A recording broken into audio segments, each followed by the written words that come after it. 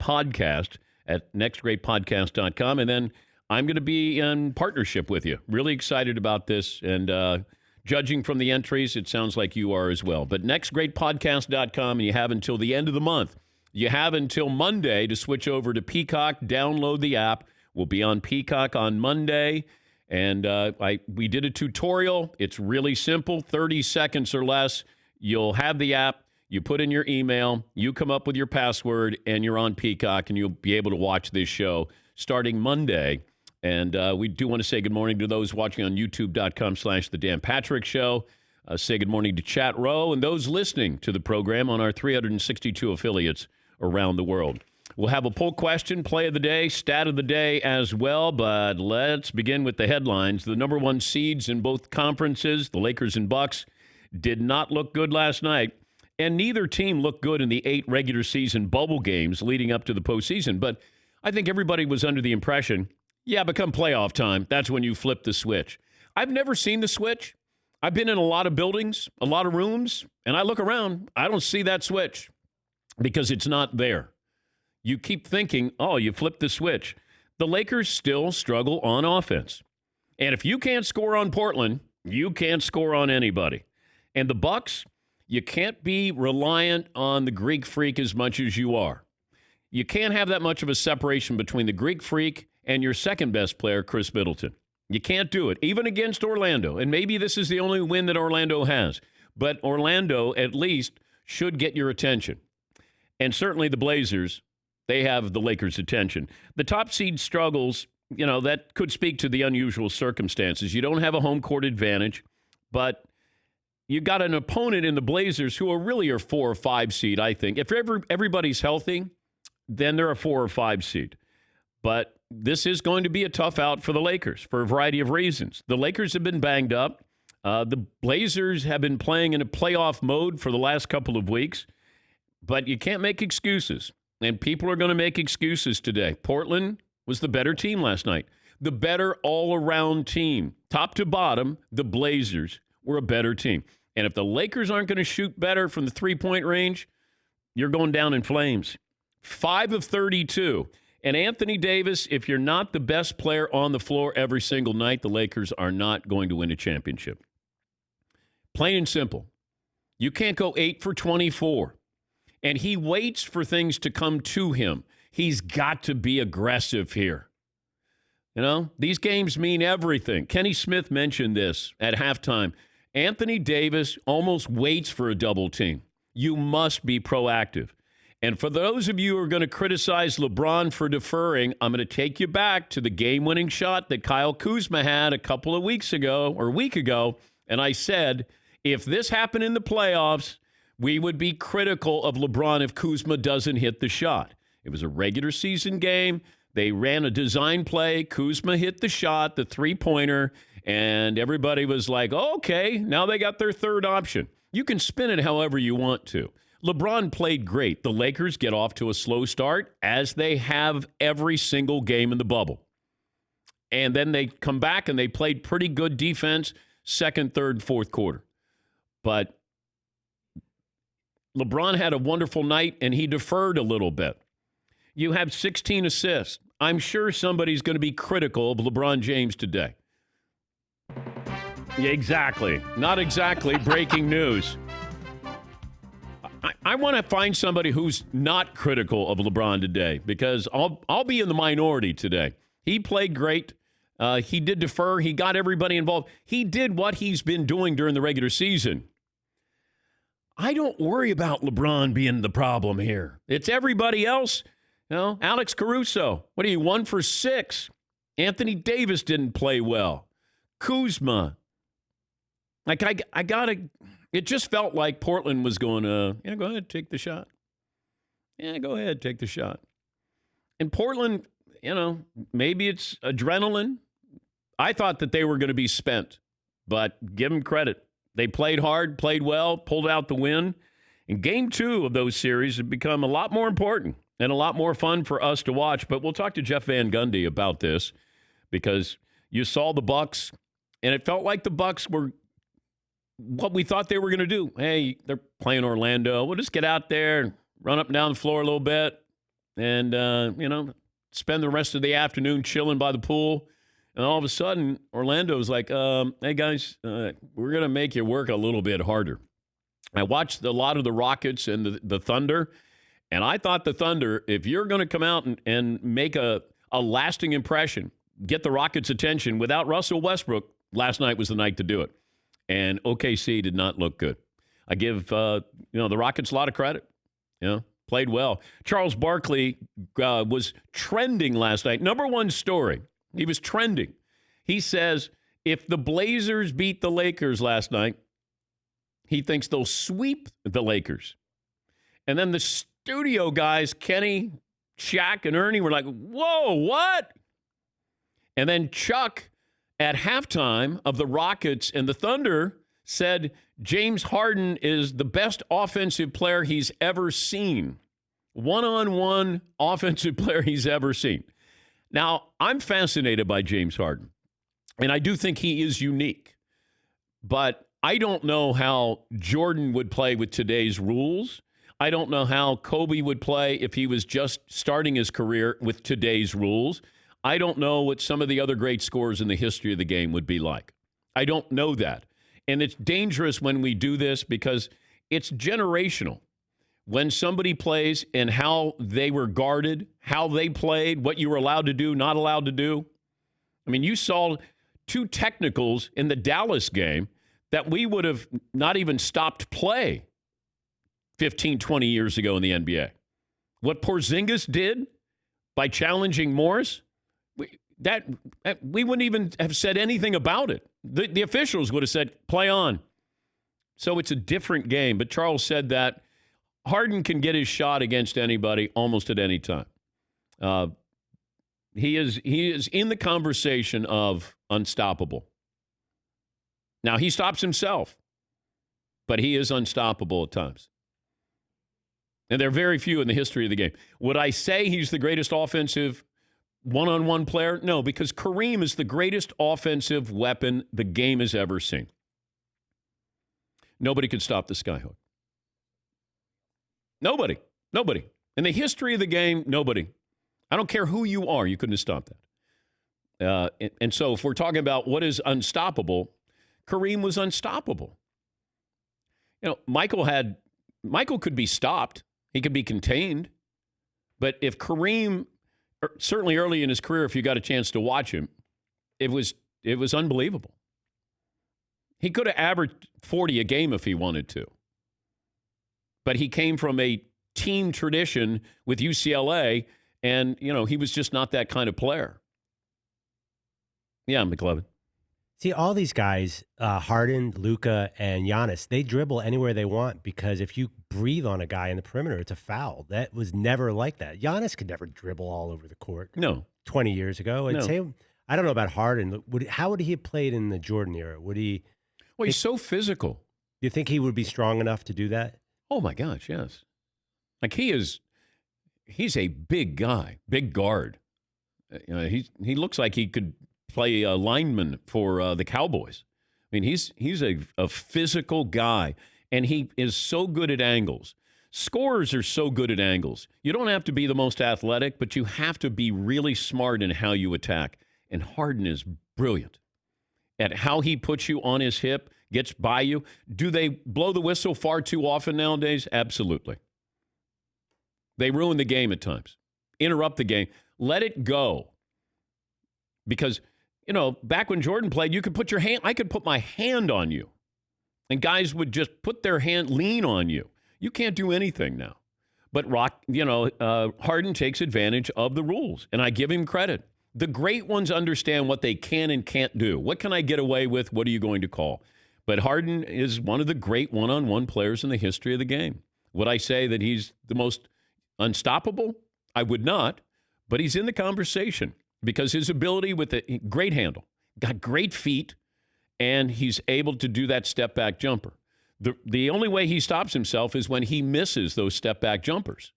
But if he gets you on his hip, he's getting to the hoop, and they're going to make that call. So Van Gundy will join us. We'll talk to him about who should be more nervous, the Lakers or the Bucks.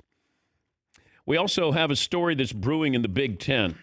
And this is from Jeff Snook, who is considered an Ohio State insider. He's written some books about his alma mater, the football program. And he had this morning. Breaking news, Ohio State's athletic director working on a plan to get 5 other Big Ten teams to participate in a 10-game schedule coming up this fall. Let me take you back to that Sunday night where the presidents of the Big Ten got together on a conference call. And I know that people have pushed back on this and said they did not have a vote that night, because that next morning I told you that there was a vote with the presidents. It was 12-2 because it was Nebraska and Iowa. Their presidents wanted to play football. The other presidents, led by the athletic director of Ohio State, Gene Smith, did not want to play football. And nobody can refute that. Iowa and Nebraska's presidents, they wanted to play. I haven't heard any other presidents who came out of that conference call who said, hey, we wanted to play too. But now you have Gene Smith, the athletic director, who might be the most powerful athletic director, certainly one of them in the country. He has full support of Ohio State's president, and they're working behind the scenes. What they want to do is you would have Penn State, Nebraska, Iowa. They're trying to flip Michigan and Wisconsin to join them. Now, if you're trying to tell me they didn't have a vote, then why do you have to flip Wisconsin and Michigan? Because, well, they voted against playing. That's why. Illinois and Northwestern not involved in the conversation because of state guidelines or restrictions on COVID, I'm told. But you've got the athletic directors involved in this right now, and Gene Smith is leading the charge. So what is happening is they want to have a schedule where if you have 10 games, you play each other twice. Sources said Monday night the Big Ten presidents never voted on the issue before the conference adjourned its meeting last week.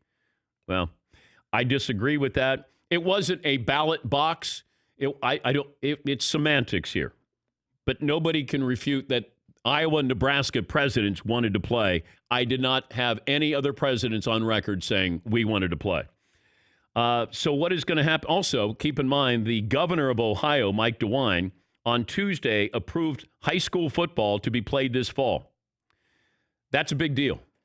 But as far as how this is being presented, and I'll go back to what a coach from the Big 12 told my source, this is a huge advantage if the Big 12 can play and the Big 10 can't, because in their minds, they had just moved past the Big 10. The SEC, ACC, Big 12, if they pull it off this season and the Big 10 doesn't, there'll be long-lasting ramifications for the Big 10. Gene Smith knows this. But what changed in the last 5 days, 6 days? I'm not sure. But something did, because I was told Gene Smith was leading the charge to not play football in the Big Ten. My source told me that this morning. 2 sources told him that Gene Smith he was leading the charge. Not the presidents, the athletic director at Ohio State. But something's changed, and they're looking at a 10-game schedule coming up this fall. Yeah, Paul.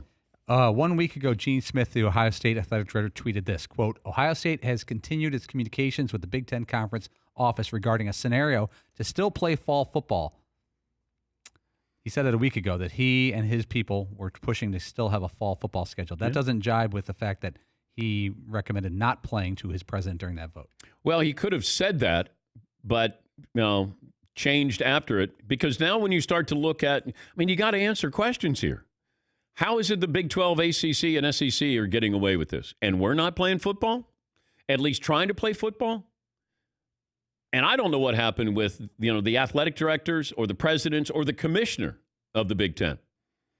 But from what my source said, there was very little dialogue that the coaches and athletic directors were involved in with that decision to not play football in the Big Ten. By the way, you haven't heard a peep out of anybody in the Pac-12. Nothing. So Pac-12 is not playing football. I was also told, my source said, this is a long shot to happen in the Big Ten. But I think because you got Justin Fields, the Ohio State quarterback, you have a defensive back at Ohio State. His last name is Wade. his parents or his dad is going to go to the NCAA or Big Ten headquarters in Illinois Friday. So you have all of this groundswell in Columbus, and then where is your athletic director on the same page? And that's what's happening right now. The athletic director, Gene Smith, is on the same page with the players and Ryan Day, their coach. Yeah, Paul. Dan, you grew up there. You're still an Ohio State person deep, deep down in your history. If I told you a month ago that Ohio State high school football would be playing, the pro teams, the Browns and the Bengals would be playing, and Ohio State football would not be playing. With the hierarchy of football importance in that state? Well, I just don't know why they didn't go kicking and screaming. That's the one thing that surprises me. Even if you do it for show, and maybe this is just for show, but that's where you have to be out in front of this and say, look, we want to play. But I think in compliance with the Big Ten, Ohio State was going to be a good team member there, a good, school partnership there, and say, we're either all in or we're not. But I'll go back to what I told you on Monday morning 2 weeks ago. Iowa and Nebraska wanted to play, and I did not hear any other president who said, and that's why there was a 12-2 vote that they weren't going to play. So they overruled Iowa and Nebraska. And then Nebraska goes, we're going to go rogue. Maybe we can join the Big 12. I didn't hear any other school say that. Iowa was planning on doing something, but I didn't hear any of these other schools. So if people want to have semantics here on the vote, go ahead. By the way, this program brought to you by Raycon, buyraycon.com/Patrick. 15% off the wireless earbuds, the way to go. Buyraycon.com/Patrick. Take a break. Jeff Van Gundy, the Blazers-Lakers game last night. How nervous should the Lakers be? And if we're going to put some blame on somebody, who gets the blame? We'll talk about that coming up next. 20 after the hour here, Dan Patrick Show. Full Sail University helped me a couple of years ago. We launched the Dan Patrick School of Sportscasting, accelerated bachelor's degree in sportscasting. You learn everything from in front of the camera, behind the camera, podcasting, radio, everything in between. You want to be a producer, director, you want to be a reporter, you want to be on camera, you want to be an anchor. We're teaching all of those, interviewing skills, you name it. And the beauty is, when we came up with the curriculum, and Gus Ramsey, who worked with me at ESPN for the 18 years that I was there, we just started thinking, what do we have the students learning? And we have such a great faculty, real-world experience, that we've got over 100 years of experience with all these faculty members being in the business, teaching you, really giving you a roadmap on how to attack this job field, the most competitive job field probably in America. Full Sail University, earn your bachelor's degree in about half the time, as short as 20 months. Choose to earn your degree online or that beautiful campus in Orlando, Florida. Full Sail University. Go to fullsail.edu/Dan Patrick.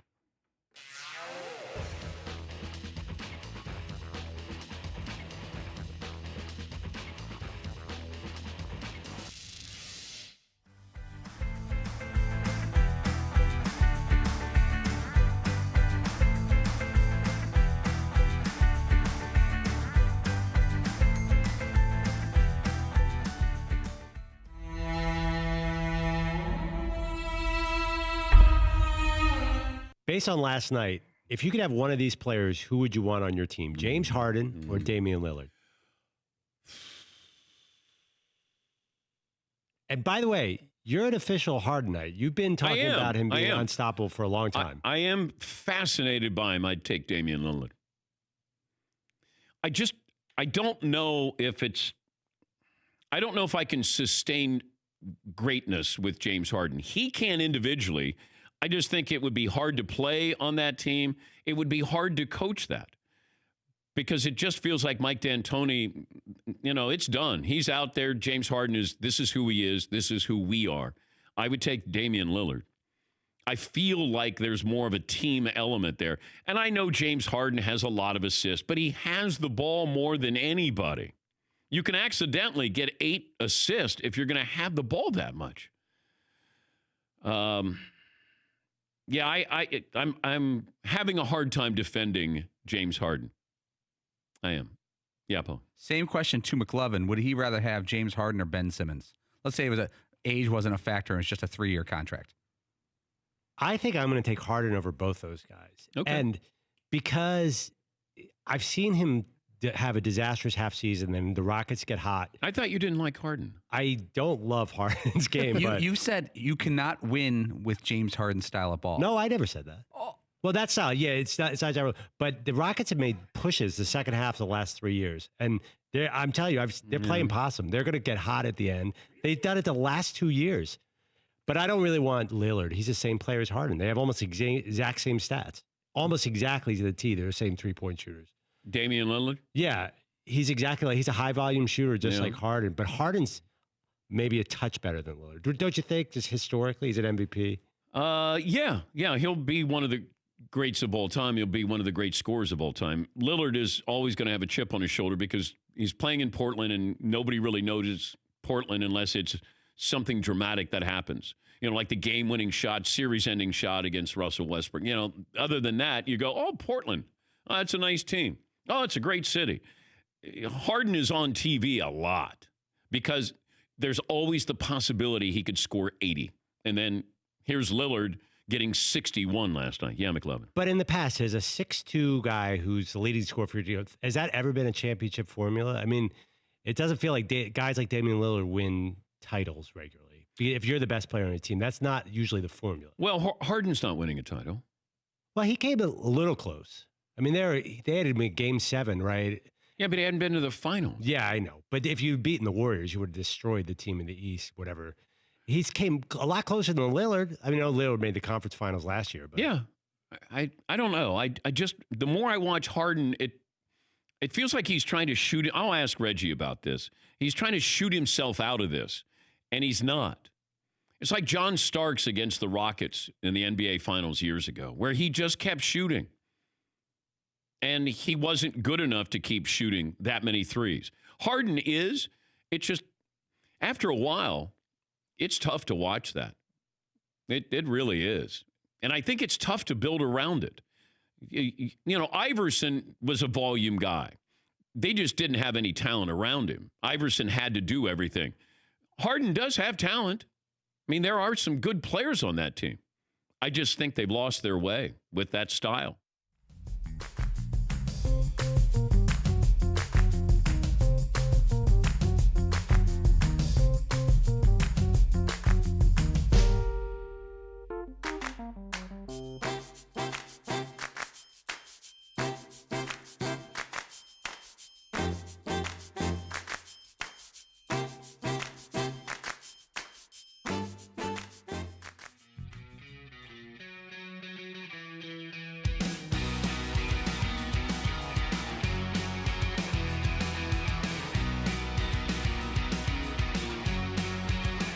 Charles Barkley was trending last night prior to the Blazers-Lakers game on Inside the NBA. Sir Charles had this to say. If the Portland Trail Blazers win tonight, they're going to sweep the Lakers. Sweep! Oh, stop it. I'm telling you. They all had a good chuckle with that. And then the Blazers go out and pick up the victory. Jeff Van Gundy on the call for ESPN ABC. And what was your reaction when you heard that Charles said if the Blazers win last night, they'll sweep the Lakers? Well, interestingly, I had said just the opposite the day before on a show. I said that I thought that the Lakers had a better opportunity of sweeping the Blazers than the Blazers had of winning the series.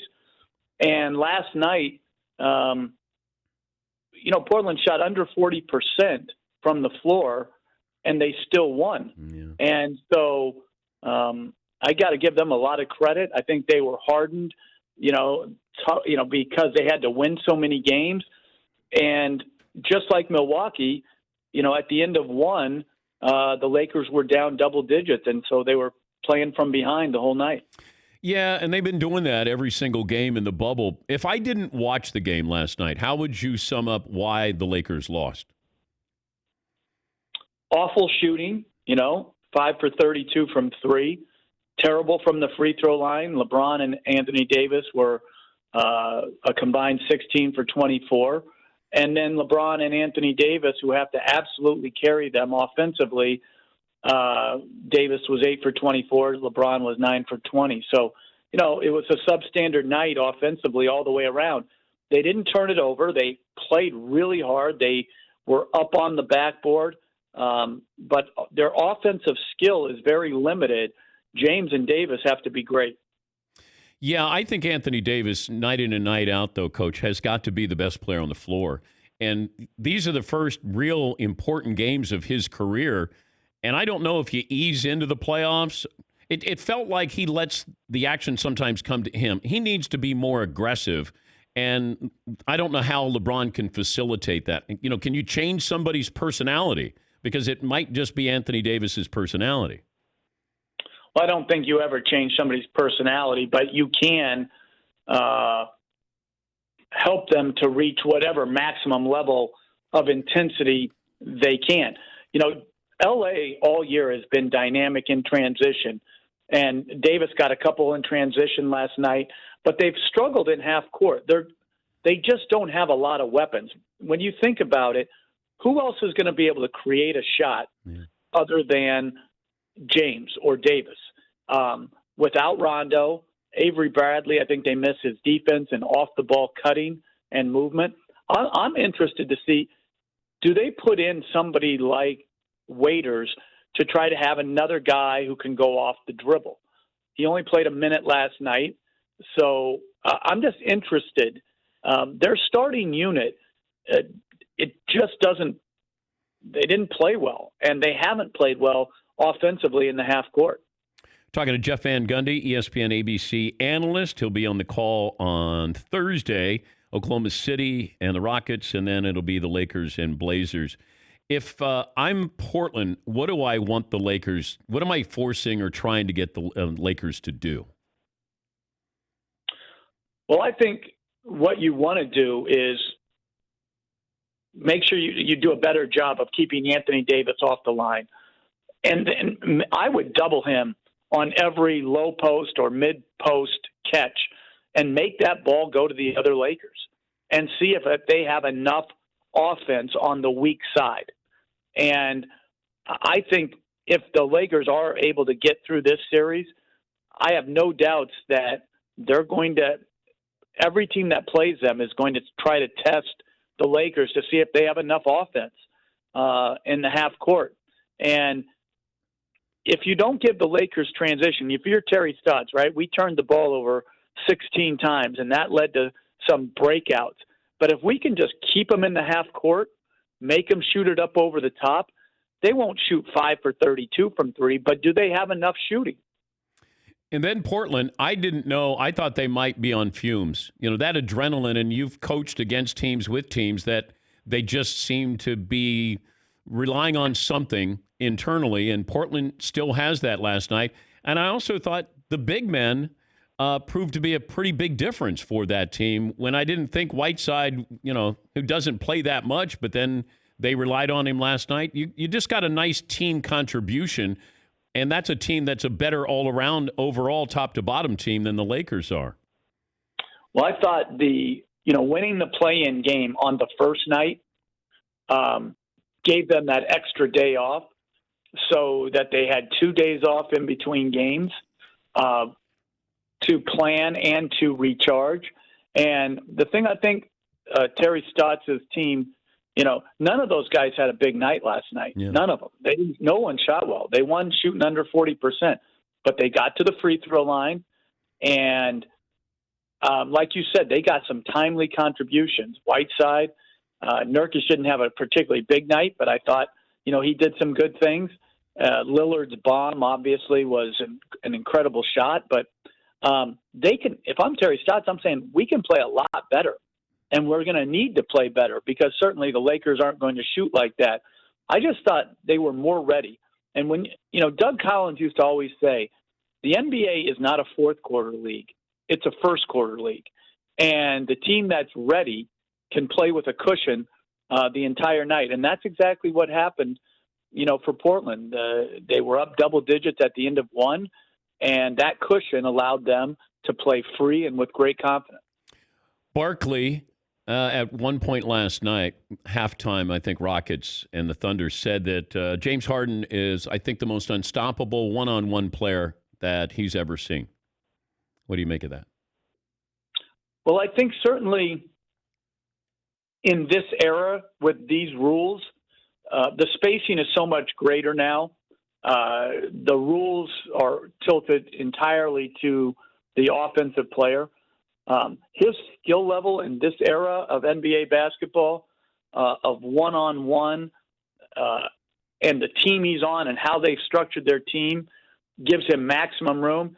He's unguardable. And so if you are unguardable, to me, Oklahoma City is going to look back in that first game with regret that they allowed him, other than Schroeder, they didn't really play him with great discipline. They fouled him on jump shots.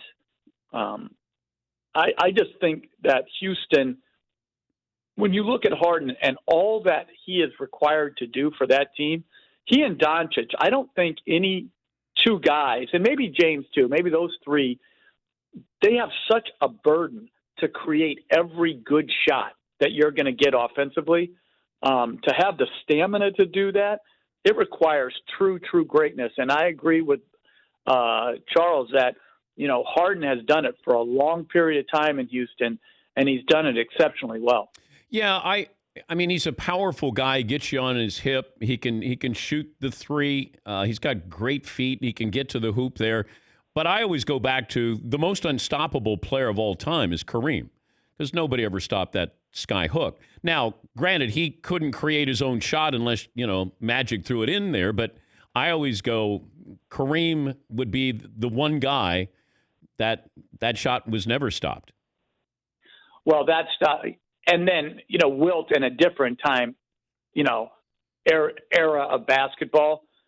I don't know why Wilt's numbers get overlooked. The discrepancy between when he won a scoring title and the next best, right, was it was always these staggering differences. And, I don't know why, maybe because the lane was different and, we don't have as much video, but it's, But Jeff, I brought this up about Babe Ruth. Why is it we celebrate Babe Ruth and what he did, and we don't have any video of that, but we look at him as the greatest player of all time?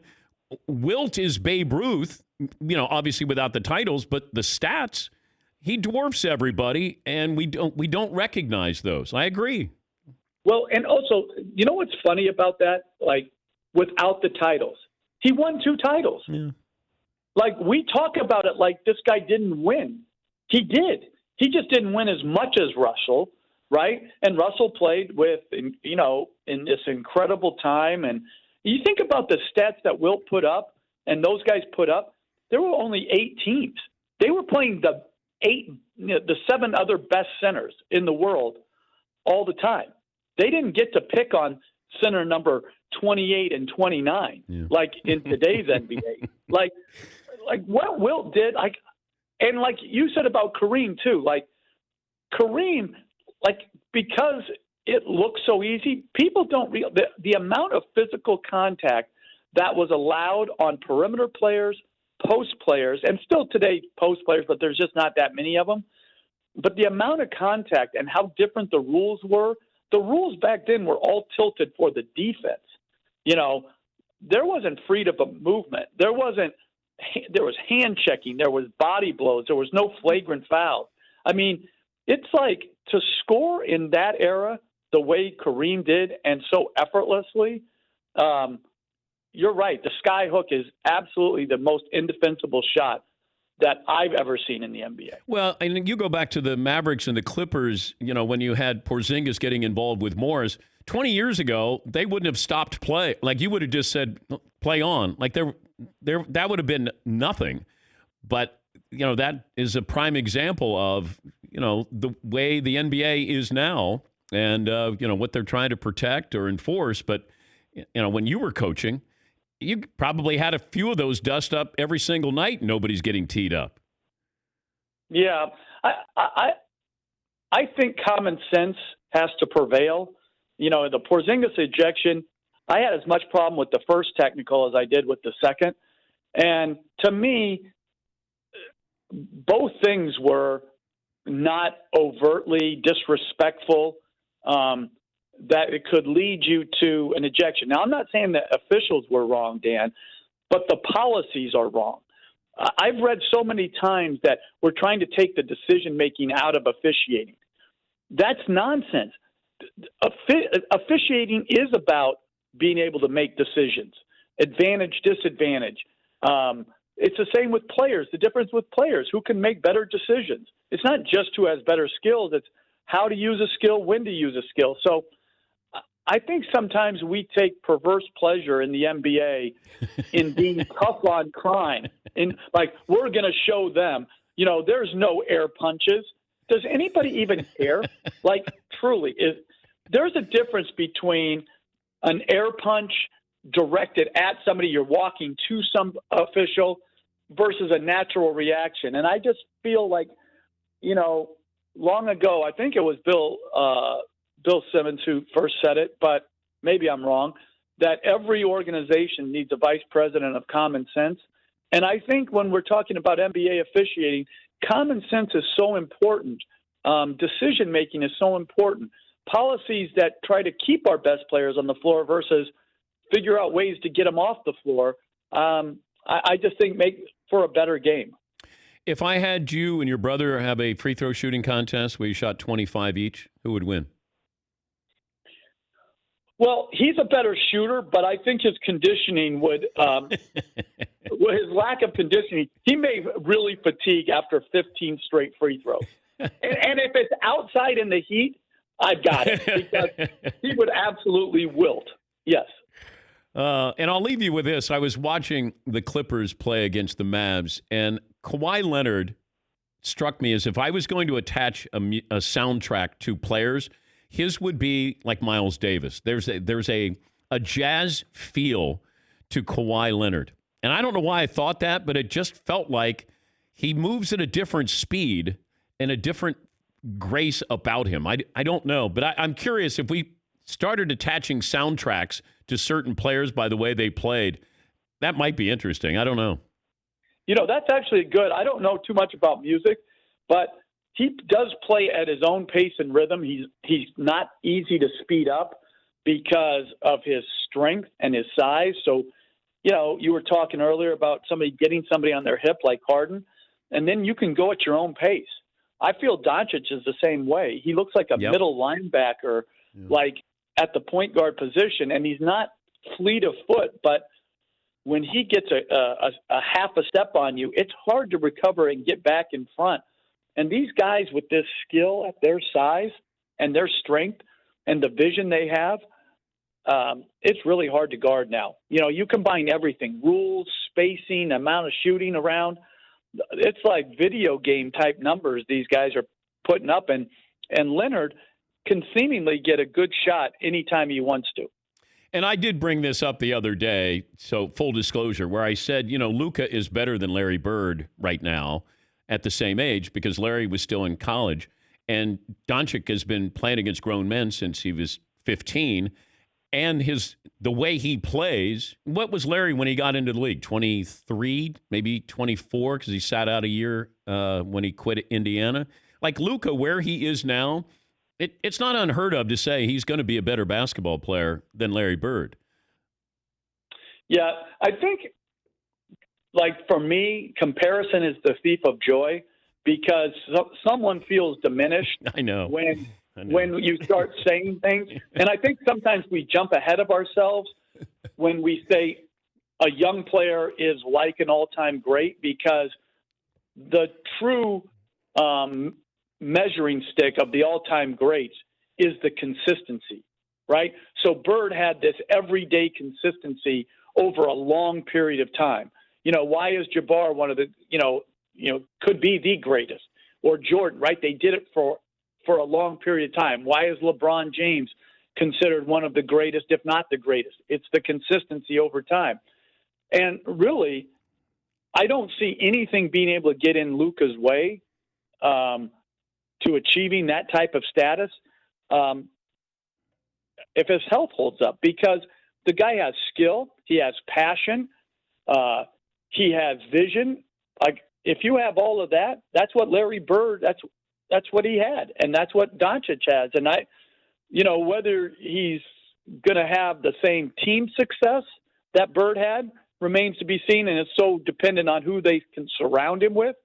But certainly Doncic is heading to be an all-time great if his health holds up. And that's why Zion makes me nervous. He's must-see TV and he's explosive, but, when you're in a race with your body, to stay in shape and be able to perform like that, Luka is going to be able to play the same way he's playing now, probably in 10 years from now, because it's not predicated on, hey, he's so explosive or he's so quick or whatever.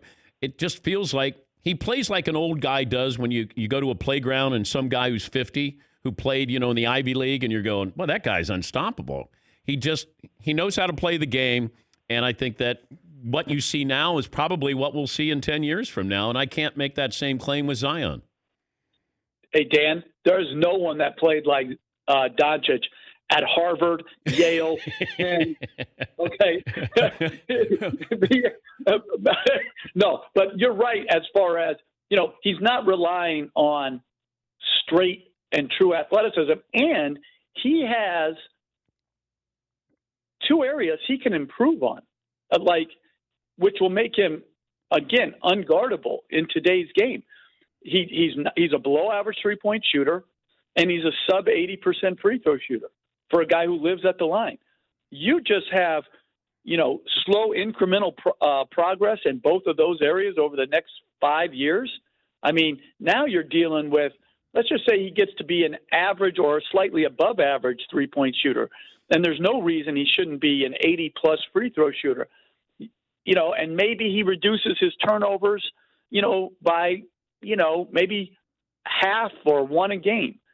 Those things at the margins make him significantly better. I mean, I think he has still potential to grow. I think he's going to be a multiple-time MVP award winner because of the opportunity he has in Dallas and his greatness.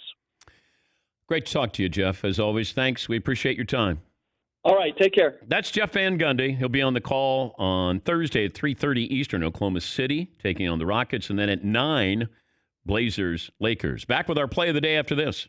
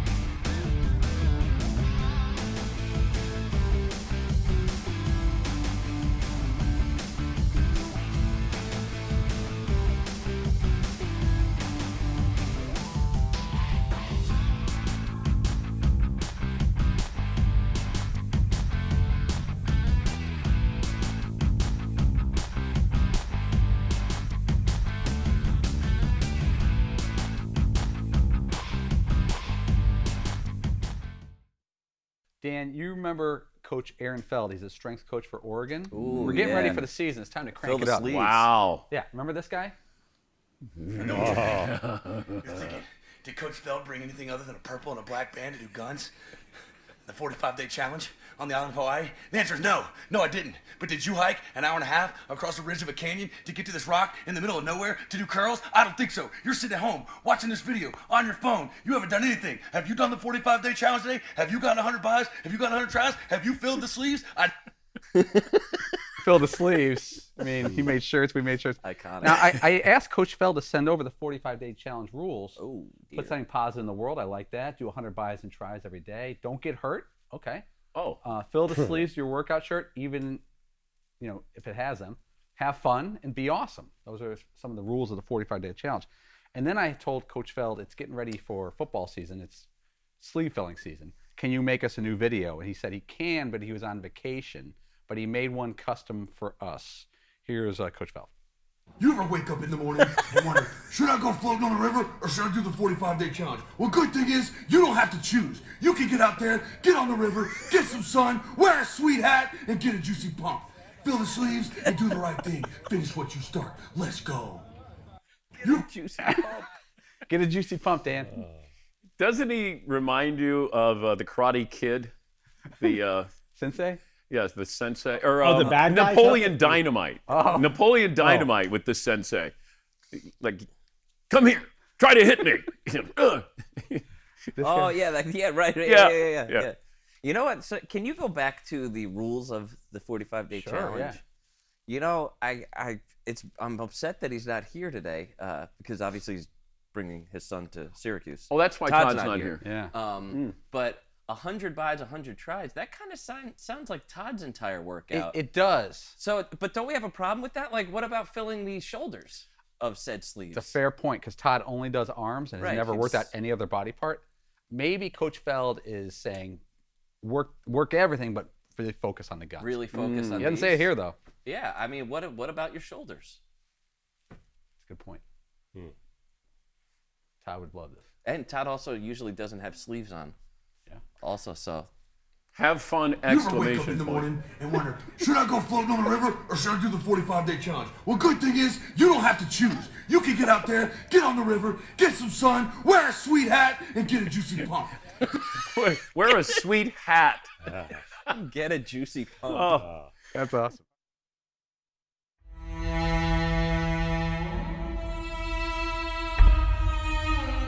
Who do you want to play with, perform with? McCartney. McCartney is number one on my bucket list of people that I would love to play with. What would you cover with McCartney? Maybe on the maze, maybe probably. Maybe, that I saw him the other day for the first time, and it was just mind-blowingly amazing. So, yeah, but he killed it. That's something I'd love to sing with him. Baby, I'm amazing the way I love you. That would be awesome. Okay, but do you walk up to him? Yes. Did you say anything to him? Yes, I thanked him for influencing me and thanked him for being my favorite artist of all time. We talked for a minute, and my kids were freaking out because they're big Beatles fans. But, yeah, I talked to him for a little bit. Did he know who you were? Yes. Are But you I think 'cause his are you manager, sure? Because I think his manager told him before I showed up.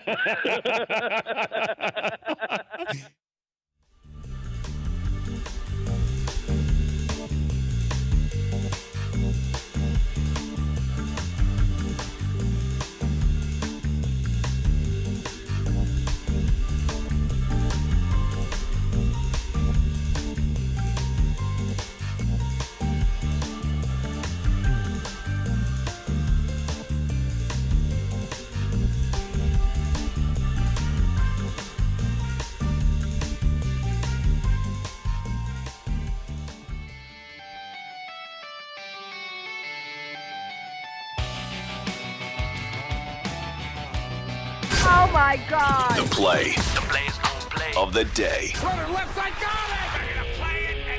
This is the play of the day. Check this out. Kenta Maeda trying to become the 8th twin to throw a no-hitter. The 0-1 pitch. Sogard lifts one to center. Base hit, Eric Sogard. No-hitter gone in this 9th inning. The first batter he faced. And Sogard just looped it into center, just out of the reach of Jorge Polanco.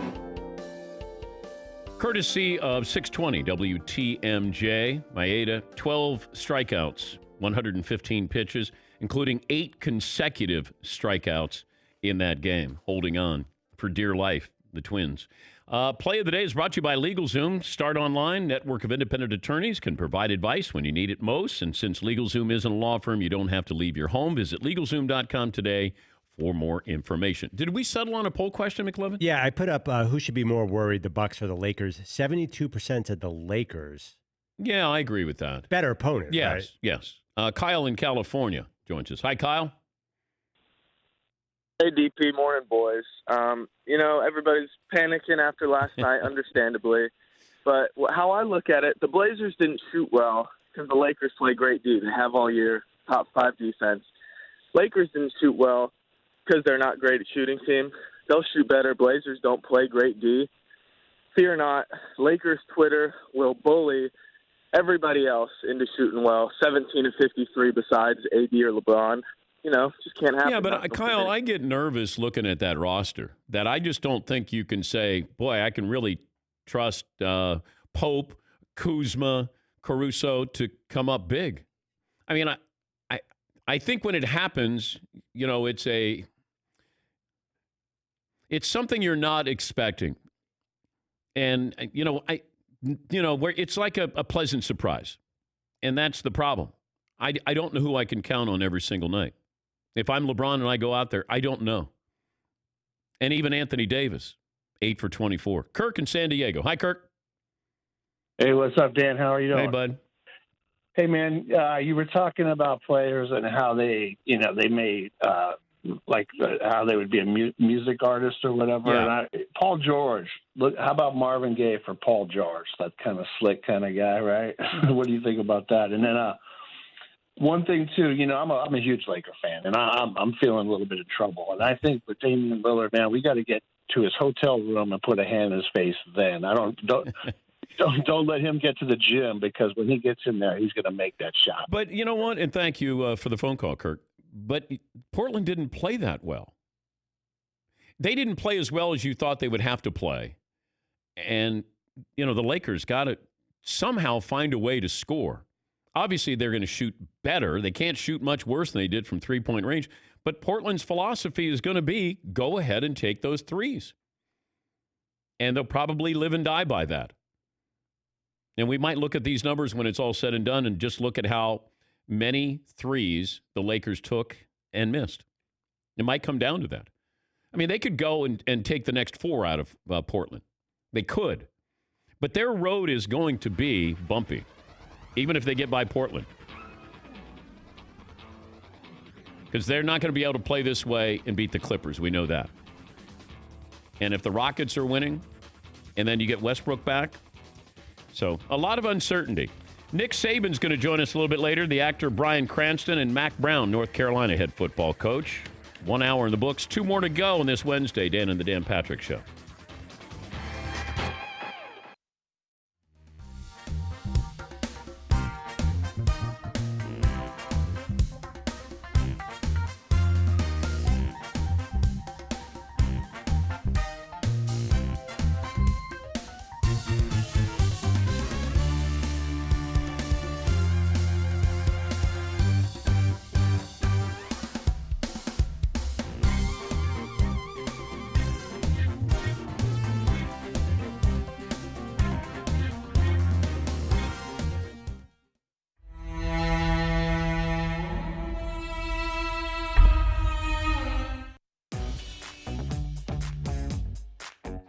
Shorten your day.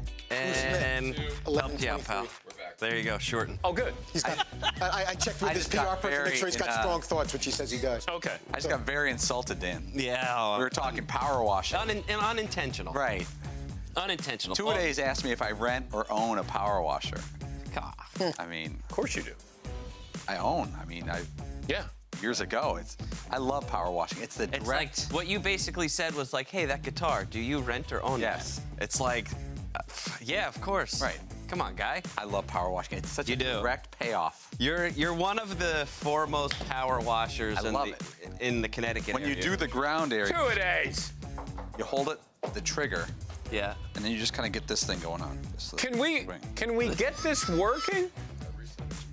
I feel like you invented the floss. Is that the dance the kids are doing? So if you had a power this washer. was the early, it was called the power washer. And it just became. And now the more modern version is that. And you just go back to power washer. Right. Get this. Back in the 80s, kids used to do the power wash. Can Fritzy do?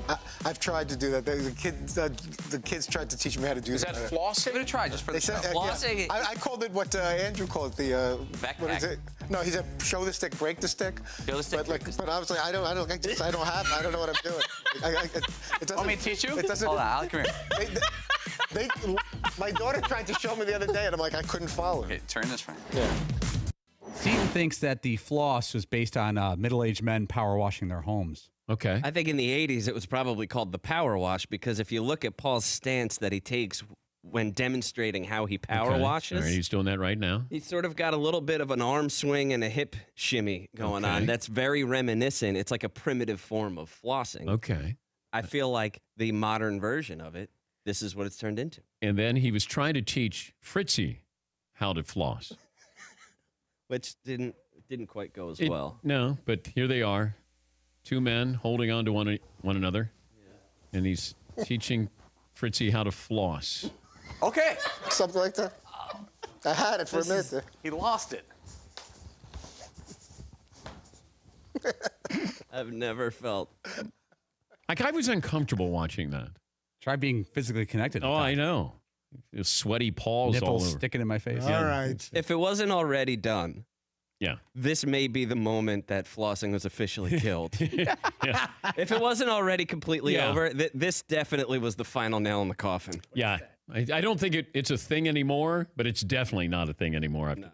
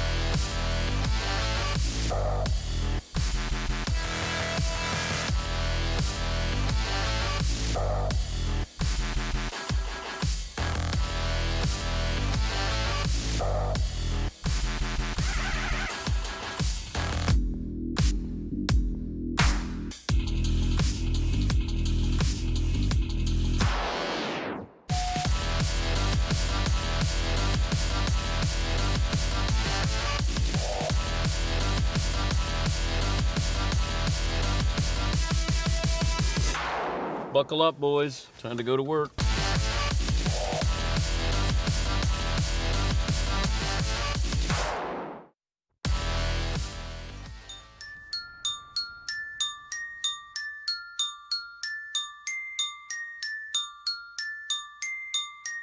Dan Patrick. This is all or nothing. Welcome to the Dan Patrick Show. AD's job is to just be AD. Bringing you the biggest guests and the best in sports talk. He's Reggie Miller, the Hall of Famer. Better series, Thunder Rockets, Blazers, Lakers. The only reason why I will go with Blazer Lakers is because right now the headlining show is Dame Dollar. The problem is you can get whatever you want against them at the other end. You know, everyone's saying the Blazers are going to beat the Lakers. Let's hold up on that for a little bit. If Dallas was playing the Lakers, we would be talking about the Mavericks being a tough out. It comes down to it's LeBron James, and people are trying to get LeBron James into their shows, into the dialogue here. Broadcasting from the Mercedes Man Cave, this is Dan Patrick. Welcome to the program. It's hour 2, Dan and the Danettes. Although we're down to Danette, Fritzy is taking his son to Syracuse as he starts his college career there. Spent a lot of time first hour talking about the Lakers Blazers and how surprising that was from a variety of fronts. That the Lakers got behind early, didn't shoot well at all. Portland didn't play a great game, but they're a better team top to bottom. And they can at least rely on some players. I think LeBron goes into every game each night going, I have no idea who's going to step up, but somebody better step up. And now you have the Lakers' attention. If you didn't have it before, you certainly do now. The Bucks with a big win. That was surprising yesterday afternoon as they rough up the Magic beat the Bucks Last night you had Oklahoma City getting beaten by the Rockets there. Nets, Raptors, Jazz, Nuggets, 76ers, Celtics, Mavs, Clips coming up tonight. If you'd like to get in touch with the program, 877-3DP-SHOW, our Twitter handle at DP Show. Say good morning to our TV partner, youtube.com/The Dan Patrick Show. Chat row, and those listening on our 362 radio affiliates around the world. Mack Brown, North Carolina head coach, will join us coming up. He's got his first game against Syracuse.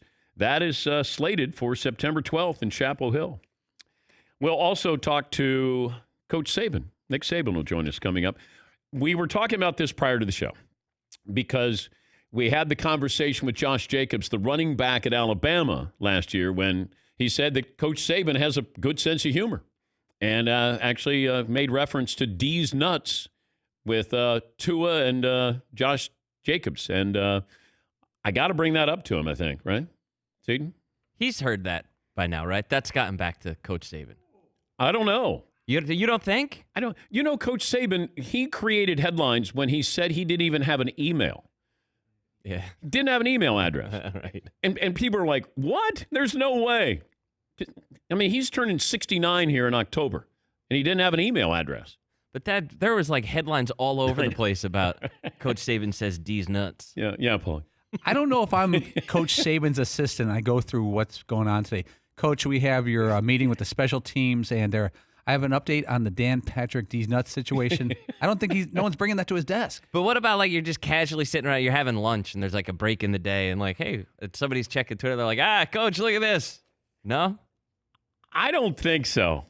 I think Nick Saban's just locked in a room or something, and I don't think he's aware of social media. Yes, Paul. We have Coach Saban on probably twice a year for the past decade. You have a good relationship. Are you going to lead the interview with it? Or No. Hit some other stuff. I'm going to go later in the interview with Coach Saban. All right. Yeah, just I can't wait. Got to figure that out. I can't wait. Yeah, I know. Coach, I was just thinking. Yeah. I'm sweating a little bit. Okay. Let me get to the North Carolina head coach, Mack Brown, who is. You're about the same age as Coach Saban, aren't you, Mack? Dan, I'll be 69 at the end of this month, so yes. All right. I like that. Do you have an email address? What I do is I'm not near as smart as Nick. I answer my own emails, and he's got somebody else answering his. So what a great thing if you say, I don't text, I don't answer the phone, I don't have a cell phone, I don't have an email, so don't contact me. Just leave them off. I think that's it. I may go to all that today. I may cancel my email after this show. You got Syracuse on September 12th at home. How confident are you that you're going to play that game? Dan, I think we're going to play, and my job's to lead this team. So I've got to, everything I do is to prepare to play. What our presidents have said, and I'm very proud of their stance, and they've talked to our medical experts, is that they haven't said we're going to play. They've said that we're moving forward, trying to make sure that it's safe enough to play. And I think that's good. We have not had positives on the football field. We've practiced now probably 11 times, and it's good. And kids are staying safe. Where all of us have issues is when they leave our football area, the complex, and they have their normal social lives, and things have changed. They can't have that normal social life anymore. And also, if the students are on campus but not going to classes, I would think that helps your football team staying safe, and not being out in the, the general population there, that you can almost keep them in a bubble of sorts on campus. Is that the game plan? Dan, it is. Basketball's proven that works. And even when we were going to class the last week, the classes were very safe. Somebody was holding the door. There were probably a third of the normal people in the classroom, the normal students. They were social distance. They all had masks. So our players told me they felt very comfortable. I think, again, Dan, our problem is when you get outside of football, outside of the classroom, and kids are going to be kids. And we're all telling them, wear a mask. If you'll do that, and social distance, be around people that are wearing a mask, wash your hands, sanitize everything. The universities are trying to do everything in their power to help. And now we've got to have the students to step up and help us as well. Why is it the ACC, Big 12, and SEC are still trying to play, planning on playing, and the Pac-12 and Big 10 are not? It seems to me it's just the difference in medical opinions. The medical experts seem to think it's not as safe for the Big Ten and the Pac-12, and the medical experts here and the Triangle is one of the top medical centers in the world. We have great medical experts, and they've done everything that we do, Dan. They've touched it. They're talking about how many fans can be in the stands, where they sit, how we eat, how we have our team meetings. They have looked at and approved everything. And as long as these brilliant people think that it's safe for these young people to play, the kids want to play. The coaches want to play. We had our best practice yesterday, and I wish that our fans and media could be out there to watch. They're excited and they're having fun, and it's probably one of the few normal things right now in their lives. Excuse me, Coach. Have you heard from players' parents through this? Yes, we've tried to keep in constant contact with the parents, and even on Monday night, Dan, we had I opened the meeting. We had a Zoom meeting with all of our parents, and we had our doctors on there. We had our trainers on there, and they gave them a presentation of how things are going and what we're doing and why we're doing it. Good. And then had an hour available for questions. So I think you've got to over communicate at this time. And we've told our players, and probably to nauseam, that if you don't feel comfortable, if you don't want to play, don't practice today. And it's not the best to get ready for Syracuse. But these times are different, and we have to handle these times differently. And if you want to opt out, if you don't feel comfortable, you don't want to play, you get to keep your scholarship, but come back and see us in January or when this virus goes away.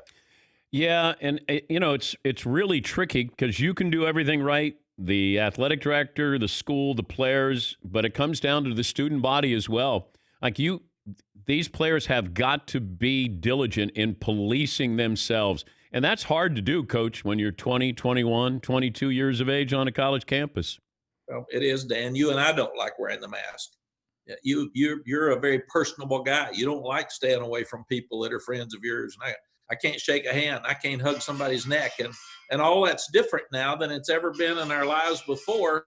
And what we've got to do is show great leadership for these young people. And by doing that, then they've got to follow us. And I think the other thing is that it's never been more important to have a team-led team than right now. That when they're away from us, we've told them, if you want to play, then you social distance, you wear your mask. If you don't care, then that's okay. But if you want to play, you've got to do what the medical experts are telling you to do, because that's going to be the difference when it comes down to when they make a final decision. Any chance you keep Notre Dame for good in the ACC with football? Well, I would love that. It'd be a win for the ACC. Great program, obviously, tremendous brand nationally, great TV revenue and market. They do it right. They go by the rules. They're always going to be good. So it would be a home run for us if we could. What do you have in your office there? The coolest thing you have in the office there is what? The national championship trophy that's right over my shoulder that I'm hoping every recruit sees. You should walk around with that, just like a push cart, or, a scooter or something, and have that. You go back to that 2005 season, the play that Vince Young ran. What was the call, and was that a designed play to beat USC? It was a design play. It was menu number 2, because at that time we were going no huddle because it was the end of the game, and you had to get the play in very quickly. And I'll never forget, it was a play that Vince told us he wanted to run if we got in that situation, because we said, what's your best go-to play if we get down to the end and we have to make a play? And he said menu 2. And so we called it. And I'll never forget, I said, look quickly, and if they're open, throw it. But if not, your legs are pretty darn good for 5 yards. So don't be hesitant to pull it down and run it. And he wasn't throwing it, Coach. No, he pulled the old, hey, I'm going to fake it like I'm going to throw it, and then got in that end zone very quickly. Why didn't he work out in the NFL? Do in some ways he did, Dan. He was Rookie of the Year and made the Pro Bowl a couple of times, and he helped the Titans get to the playoffs. I worry sometimes that young people that leave a year early maybe aren't quite as ready for all the stuff as much as they are the football. And it was a very uncomfortable situation, too, that Coach Fisher didn't want him, Norm Chow. They both wanted Matt Leinart, who is a great player. But Norm had coached Matt at USC. And Bud Adams, the owner, wanted Vince because he was from Houston. So they were kind of forced into taking him.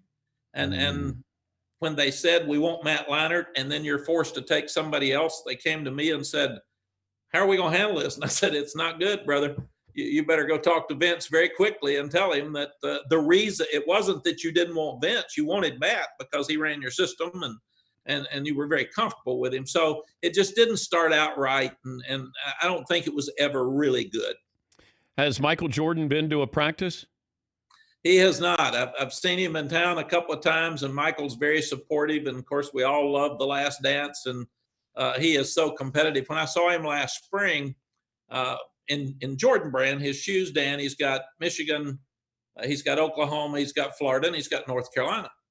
So here I am, the new coach, and I said, Michael, why did you give your shoe brand to Oklahoma and to Michigan and Florida, man? Why didn't you just give them to us? And he said, why don't you start winning some games like the rest of them, and then we'll talk about who I give my shoes to. And I thought, that's fair. Yep. Yeah, you became. Now you know what his teammates felt like when he would. There's no question. I did what they did. I said, yes, sir. Good luck in trying to pull this off, Coach. It's great to talk to you. You got Syracuse September 12th in Chapel Hill. Great to see you. Hope you're well. Thank you. Thanks, Dan. I always appreciate you. Thanks for having me on. You keep yourself safe and healthy. Thank you, Coach. That's Mack Brown.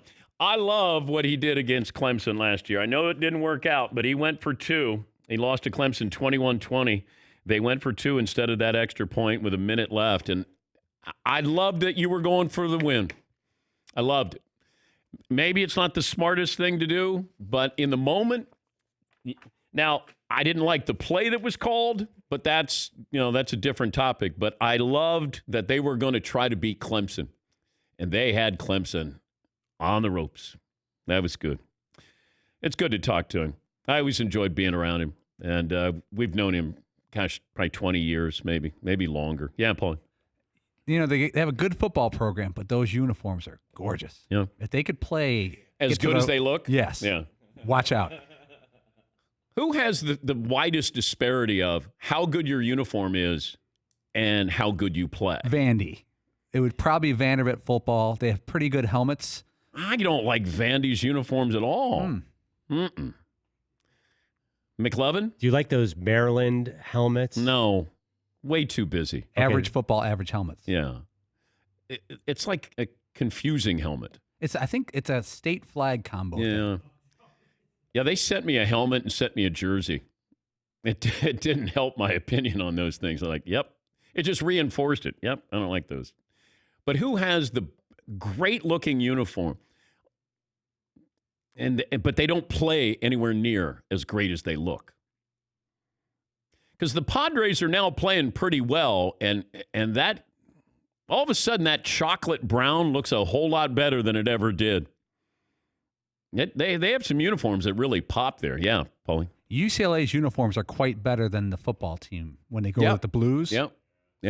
Not a bad football team, just not a good football team. Yeah, I'm curious. I just stumbled upon that. Dave in California. Good morning, Dave. What do you have for me today?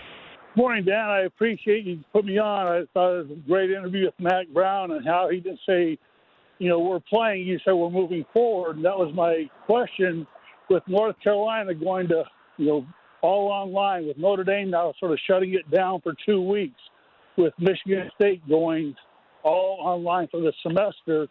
Do you think that these college presidents now might take a different look with what's going on since students are coming back? Yeah. You said Paulie's taking his child to Syracuse. How often are the general students being tested? I know the football players, you can test them 2, 3, 4 times a week, but how often are the general students being tested? Yeah, I'm curious about that. And I had a coach who told me, I said, can the student population, the general population, bring down an entire football season? And he said, yes. That was it. Didn't add anything more, just said yes. That's what it comes down to.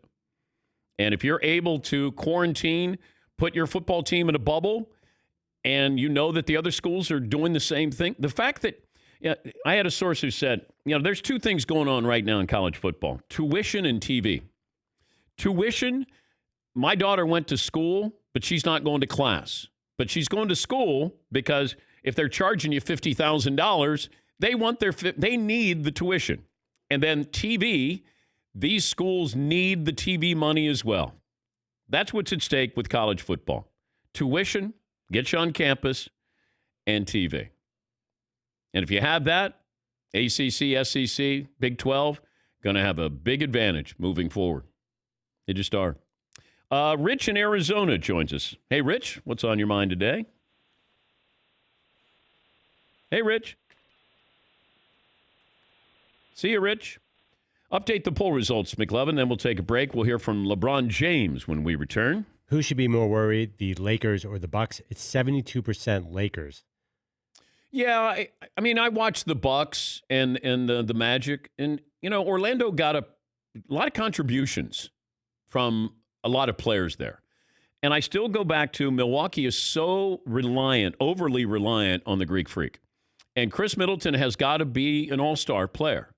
But Eric Bledsoe is their third best player. Malcolm Brogdon was their third best player a year ago. And Brogdon was coming off a 50-40-90. So he shot 50 from the floor, 40 from three, and 90 from the line. And there's only been, I think, 10 players or less in the history of the game who've done that. Some have done it multiple times. But you need the consistency. Every one of these teams right now, Paul George, Kawhi have to be consistent. Anthony Davis and LeBron have to be consistent. C.J. McCollum, Dame Lillard, got to be consistent. Westbrook and Harden, got to be consistent. Tatum and Brown with the Celtics, got to be consistent. 76ers can't be consistent because Simmons is out. Now you just have Joel Embiid. Toronto's a little bit different. And this is why Toronto's so dangerous is you have guys who aren't great, but you have good players who are consistent. And that's really important. Night in and night out. Lakers got one day to adjust to this and figure this out. They play tomorrow night. I mean, there's no, wait for the weekend here. And nobody's coming to the rescue. Dallas has Porzingis and Luka. These two-headed monsters have to be great. And then it comes down to how good are your role players? How deep is your team? Yeah, McLevin. A lot of people pointed out yesterday the Magic beat the Raptors in game one of their opening round series last year, and look what happened to the Raptors. Remember that game Kyle Lowry was 0 for 7? Yeah. So the Magic won that game, didn't win another game, and the Raptors won the title. So the Bucks shouldn't panic. Oh, no. But, there's always, you start to look and go, is there something bigger here? Are there cracks? And does it develop into something a little bit larger here? And, it's one game. We are a reactionary sports society. We overreact, and we think it's a referendum on what is going to happen the rest of the season, the rest of the series. Yeah, Paul. I can't help but do that. I was watching the Heat last time. I'm like, man, the Heat are tough. Yeah. Jimmy Butler is that's old school Jimmy Butler, and Bam Adebayo, he's a but man they're beating a banged up Pacer team. Oladipo left. Don't buzzkill. I know. Sabonis, your TJ Warren bandwagon. Yes, McLeod. I'm with Paulie. Every single game I watch, that's the way the rest of that series is going to play out, no matter what happened. I think to myself, man, Jimmy Butler's a really good three-point shooter. He hit 2 in the fourth quarter. He's a clutch three-point shooter. He is the worst or one of the worst three-point shooters in the league with a minimum of 100 attempts. I love the Heat, what they've done. I don't know how they've done it, but they cobbled together a lineup, and, Bam is good. I love watching Dragic play. Tyler Hero is not afraid. Not afraid to shoot. Not afraid. It's going up. Not afraid. Our boy Duncan Robinson, one of the great three-point shooters in the game. You have Butler in there. They've made it an interesting team there, and they'll be a tough out. We'll take a break, 21 after the hour. More phone calls coming up. And Nick Saban will join us at the top of the hour. And Bryan Cranston, the great actor, Breaking Bad star, Malcolm in the Middle will join us as well. We'll come back. We'll hear from LeBron James right after this in the Dan Patrick Show. ZipRecruiter makes it easy.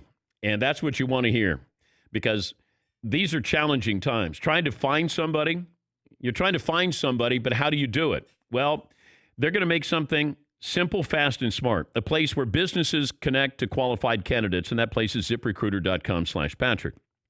As an employer, you got a lot on your plate.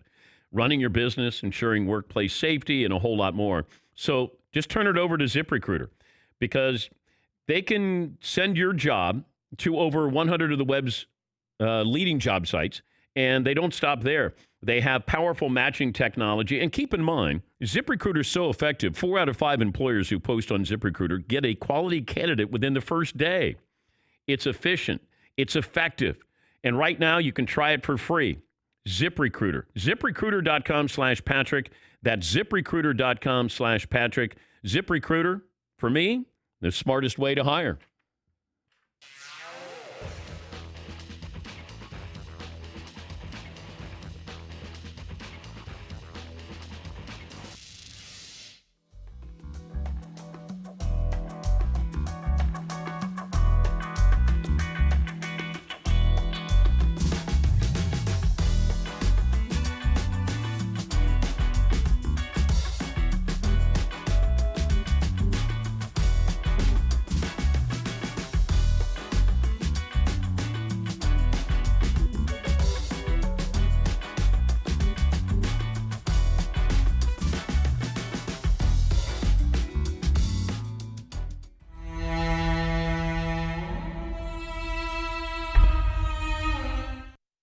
Yeah, we stop everything when Point Break's on.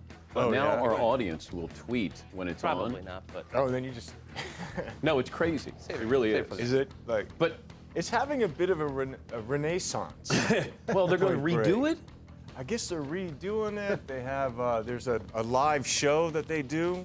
Have you heard about that? No. There's a live show. You go, they do it in cafes. I'm not big on that. No. So you go into the cafe and then you can play Johnny Utah. And so then they have, like, they throw water on you. They give you cue cards. They pick someone from the audience. No way. And they do the movie. Wait, where is this?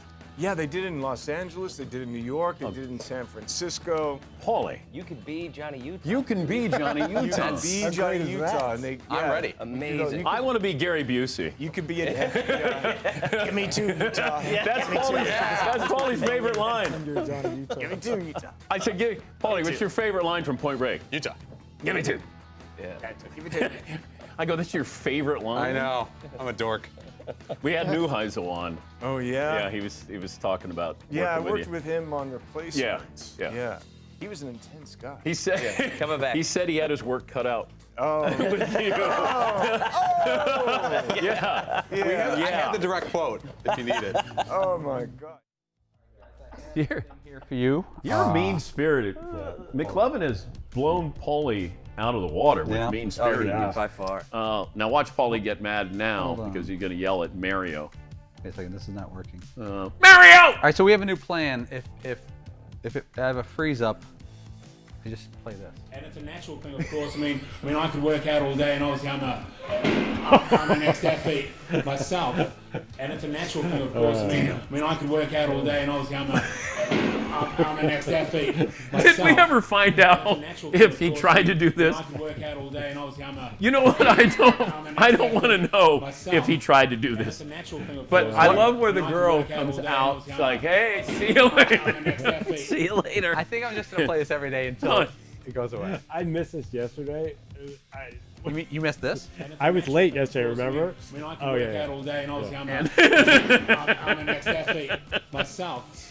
It's a natural thing, of course. It's so. I've got to the point I can cue it. Watch. I'm an ex-athlete myself. There you go. Just the sound is so good. Let's leave it here. And then she walks by her.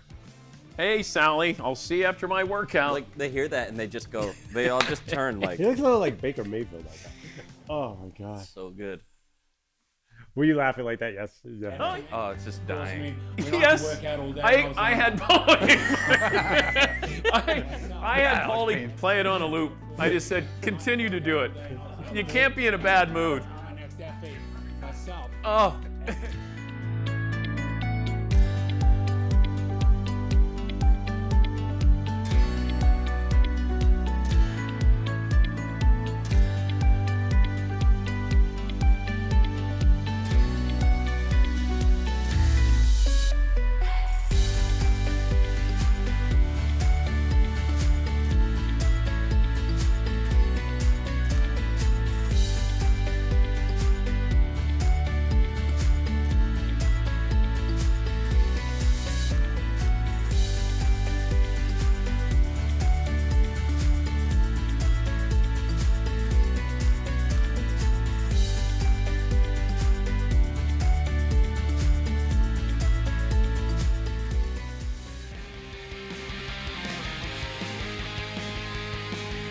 NBA coming up today and tonight.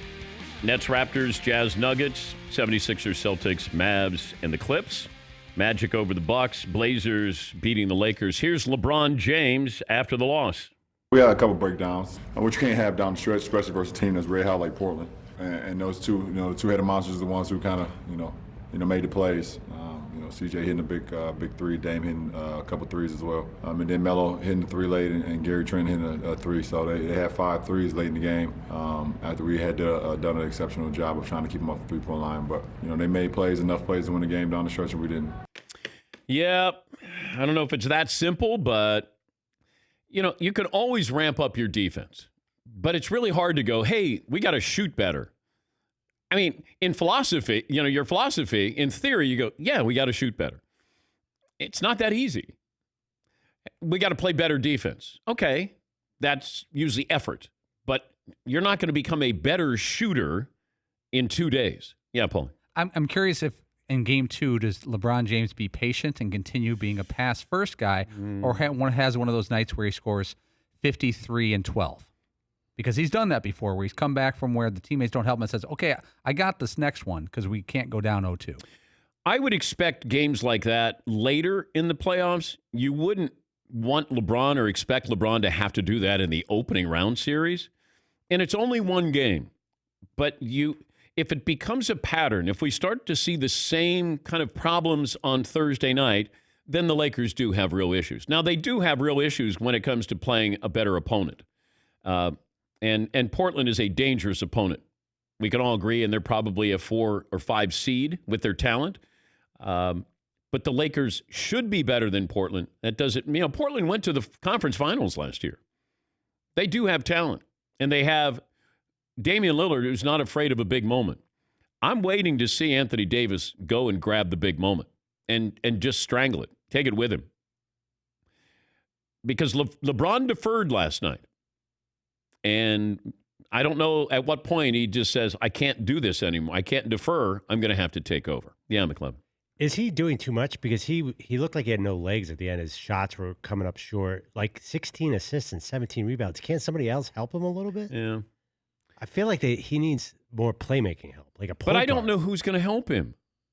Like, you can't all of a sudden just go, hey, Caruso or Waiters or JR, can you guys help out a little bit? Bring back JR. Come on. Oh, my God. Everyone's thinking it, Dan. Why don't we do it? No. Deion Waiters I'd give run to, but not J.R. Smith. He could go 0 for 9 from the field. I like wouldn't have Contavious him on the Caldwell-Pope. roster. Yeah. Caldwell-Pope is, I don't know. It's not a strong lineup. You just have 2 of the top 5 players in the game on the same team. It felt like the 2007 Cavs last night, or whatever. What was that first year where he went with Anderson Varejao? Oh, my God. Big Z, Zydrunas Ilgauskas. I remember covering that NBA Finals. And at one point, I'm there with John Barry, who was helping us with the NBA. And I just said to John, as we're watching the game, and I went, how's he doing it? How did LeBron get his team into the finals? Because you start to look at that roster and you go, wow, that is not good at all. All right, more phone calls coming up. 877-3DP show. Email address dp@danpatrick.com. Fritzy taking his son to school today. And I don't know if he's really helping the process. I think his wife is driving, and Fritzy, I think he's trying to stay in touch with the show. But there is a question, a mean-spirited poll question. This is a recommendation. Randy in Tampa, did Todd physically help his son pack his stuff into the car? I would say absolutely no. Not a chance. Yes, Paulie. It's a flawed question because that assumes that Todd's son packed the car because Todd's wife, Jen, packed the car. Yeah. And then maybe the son helped, then Todd, then maybe the daughter in order. Yeah, there's no way Todd helped. I put Lindsay ahead of Todd in the helping. I think the daughter might have helped more than I'd say mom and daughter probably helped pack up. The daughter might help pack up because you want to get rid of your brother to go to school, so you're more than happy. I always had help whenever I was leaving home because my brother then got our little small bedroom to himself. So Dave was always willing, hey, you need help? And I'd be like, yeah, sure. And then I realized he just wanted me to get out of the house. Yes, Yeah, I remember I couldn't wait for my sister to leave for college because then that meant I got my own room. Yeah. I was like, oh, man, this is the best. How about this? A friend of mine just sent me a note. Do you think colleges will get to the point of just going online for the first semester to ensure their football team is able to play? I just, conspiracy theory, but it makes sense. That's what's happening at North Carolina. Yes, Eden. Shouldn't they have already done that? Well, you would think, but not everybody, there's some schools that are having classes. Yeah, but if they were like, hey, let's save athletics, everybody stay home, they could have planned that in April. Well, they want you on campus, though, because it's about tuition. I got to have your $60,000, and you get to take – my daughter's taking classes online on campus. God, what a crock. What a scam. I know. But if you said to, let's say, Alabama fans, students, hey, first semester, online, on campus. We want to make sure that we keep the football team in a bubble to be able to play. It's not the craziest thought here. Yeah, McLevin. Let's be honest about what college really is. Most people, kids, as I recall, were there to party for 4 years. And intellectual pursuits are not always the number one thing. Come on. Hey, I'm right there with you. I'm the poster child. Absolutely. This is the guy, as embarrassing as this may sound, I'm a communications major, not a journalism major. I didn't want to work that hard. I went to journalism class, the first class, midterm, final. And my teacher, Larry Lane, great teacher, gave me a D-, because if he failed me, then I wouldn't have graduated. Because he knew what I already knew what I wanted to do. I just didn't need these other classes. And, that was stupid on my part. But because I knew this is the only thing I wanted to do, the only thing I knew that I'd be qualified to do. And I didn't need to know about Mesopotamia. Yes, McLevin. I would give real advice. If you're not going to go to law school or business school, don't panic about the GPA, right? I mean, because is that maybe overrated in college? You don't need a 3.8 if you get the right internship, or like you said, if you know what you're going to do, you have a big advantage. No one has ever asked me what my GPA was in college. They'd ask what my points per game were, but not my GPA. My points per game were, I think, lower than my GPA. Yes, Eden. I was going to school to be a history teacher, and that's not a joke. That was serious. Which I couldn't think of a worse profession for me. Anywho, my second semester of I don't mean to. It's funny. It's funny. My second semester at West Virginia, I allowed my roommate, who was like total burnout. He was going to be an engineer, which was amazing, but he was very good with that kind of stuff. But anyway, I allowed him to talk me into taking my second semester a medieval history class. And he was like, dude, it's going to be so sick. It's going to be all about dragons and knights and fighting and stuff. It'll be just like Dungeons and Dragons. We should take it together. And being under the influence for sure, I was like, great idea. Let's go do that. We'll sign up for it again.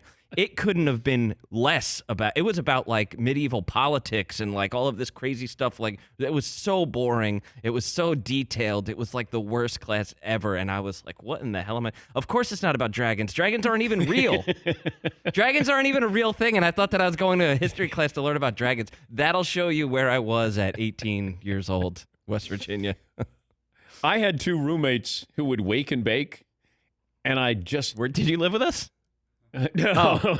I didn't recall having third roommates. Yeah, I never understood that. This was I don't know if it was my junior year, maybe, and they would wake and bake, and I just went, how do you do it? And they just said, it puts us in the mood to study, to listen. But they would say it puts us in the mood to study and listen. And they were so slow in getting out of the room. Like, I don't know if they ever got to class on time, but they would be like, you got to have a one-hitter and you got to wake and bake. And I went, I have no interest in doing that. I was the squarest dude. Like pot, any of that stuff? No, never. It took a little while. And then even then, I was like, why do I want to be slowed down here? Why do I want to be like, chill, man? That is not my personality. Let me just chill. Yeah, I'm going to wake and bake, man. Yeah, Paul. Going back to what you said, what's the priority on a college campus? Is it the football team? Is it partying, girls, beer, all that stuff?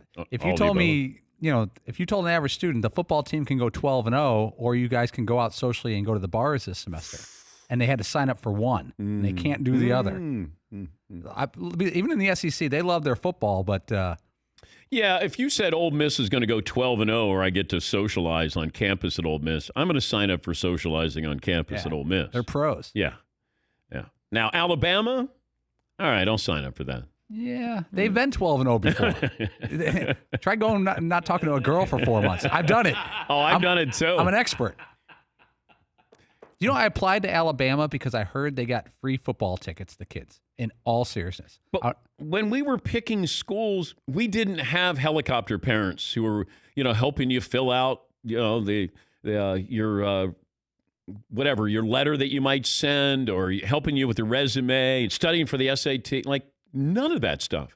Like my parents never said, hey, where are you going to go to college? Because I think I said, I don't know. And how random we are when we pick where we're going to go to school. Now, that's different now because this is scientifically broken down, it feels like, with parents and kids. But back then, it was like, I don't know, get around to it. And here's my dad, who's working in education at the University of Dayton in computer science. He's like, hey, where are you gonna go? I said, I don't know. See who wants me. I don't know. Crazy. Yeah, McLovin. Well, you're different because of basketball, but didn't you guys I kind of went where my friends went. Like I needed a friend to show me a good time on a weekend visit. Did you know anyone when you went to your first school? I knew a guy that I played against, and he was on the team, and I thought, I'm as good as he is. Why don't I go there? I had not been to campus. And I got there, and you want to talk about a lonely 6 semesters, a year and a half, pretty sparse. I was thirsty, but nobody was thirsty for me, as the kids like to say. It was pretty sad. And I didn't realize at the time, I had a unibrow, long hair, acne, and I weighed about $175, 6'3", 175. Ding. Thank you. And I just thought if I had a jump shot, the girls are going to follow. The rest will fall in line. And they did not. Oh, because I was at Eastern Kentucky. I wasn't at Duke or Kansas or North Carolina. It was like, they didn't care. Like, everybody went home on the weekend. And I would just be there. And I was like, what am I doing with my life? But look at me now. Yeah. Sitting in a room with a black light on playing Black Sabbath albums? No. Zeppelin. Yeah, that was about it. Oh, it was so bad. And then one of my teammates stole my TV. I went home for Christmas break. I came back. My TV's gone. And I'm like, who took my TV? So I start going around the rooms on the first floor where we lived. And I see one of my teammates has my TV in there. I go, I don't want to say his name, but I go, yo, that's my TV. He goes, no, I got one just like it. And he was an imposing guy. And I go, oh, okay. I couldn't take my TV back. Yep, but look at me now. Who's the big winner? All right, we'll take a break. We'll come back, Coach Saban. And yes, I will ask Coach Saban about using the expression D's nuts in practice. Come on. Okay, let's come back, and I just want to talk about this because he's joining us. We need strategy, okay? Wow. We can vote on this. Let me take a break here. We'll come back. See, that'll keep you in your car. We'll come back and we'll vote on should I ask Coach Saban about the expression D's nuts. The weirdest thing of 2020 so far, by the way. We're back after this.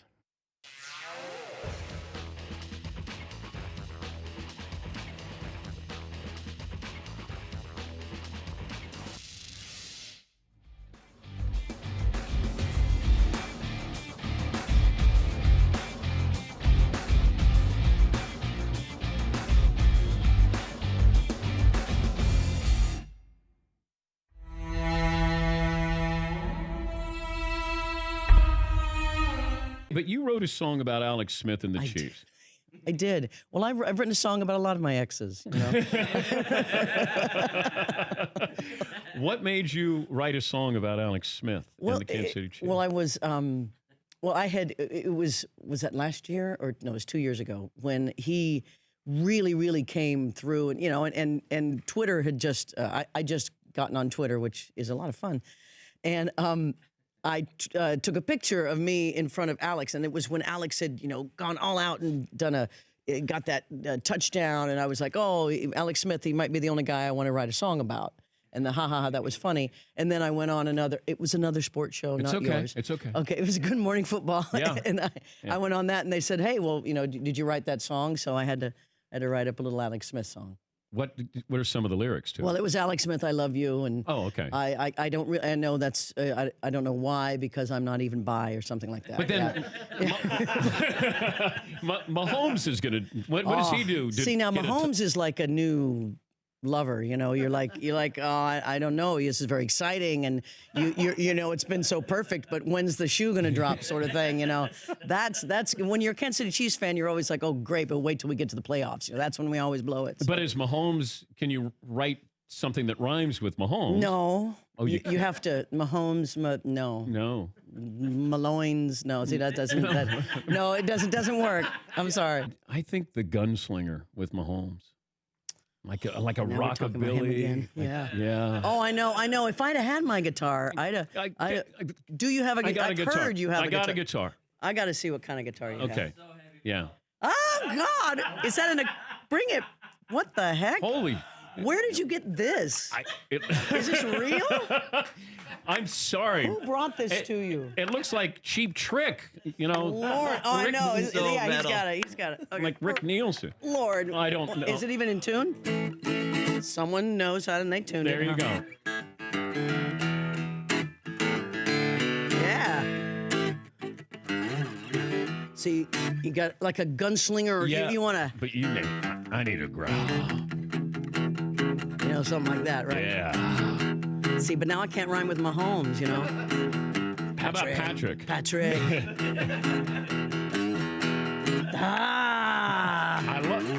Well, okay, what's the hardest thing? Do write it or have the music? Oh, the music's easy because you can go, ooh, what does it sound like? He plays like this, you know? You can rhyme. Yeah. Tyreek Hill, You Travis could. Kelce. Kelsey Hill. Okay. Hunt. Kelsey Hill and Hunt. He's got so many weapons, right? Kelsey Hill and Hunt. He's got so many weapons. He can throw it down the field. See, Alex Smith never threw it down the field. No, he didn't. You'd go, throw it. Poor thing. Oh my God. And Tyreek Hill is just there. You know, it's like, I know. They're so much fun to watch. Can you do now? I'm gonna have to come back. I'm gonna have to come back and have you and write a But song. we have the music. Yeah, the music now, but I gotta think of the clever, Okay, all right. couplets. All right. Do you want to do a live version of Stat of the Day before we? I think I should. Okay. We all right. ready? Okay. Hold on. Let me give the formal full introduction here. It's Melissa Etheridge, singer-songwriter. She kicks off her annual holiday tour on November 24th. You can find all the dates, ticket information, visiting her website, melissaetheridge.com. Won a couple of Grammys. Got an Oscar? Yeah. Got an Oscar as well. And she's got a... I'm waiting for a Heisman. It's just not... I think my dreams of the Heisman are gone. Yeah. All right. You ready for Stat of the Day? Ready. All right, here we go. Woo! Ow! Stat of the day! Stat of the day! Stat of the day! Stat of the day! This is the stat of the day!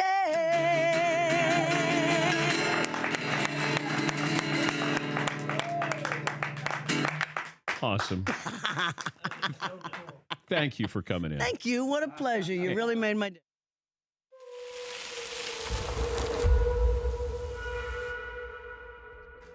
This could be the day that I fire Weeks. I remember being on the phone. If I get a hole in one, I'm just going to come home. Yeah. Paulie, I'm trying to fire Weeks. Ooh, that's not far. I can remember the phone call going, I'm just going to bail. Mm-hmm. You know,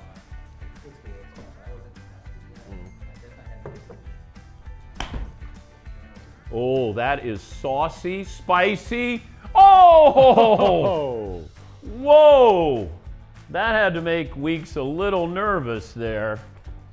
Nearly rattled the saber. Dang it. I'll never fire Weeks.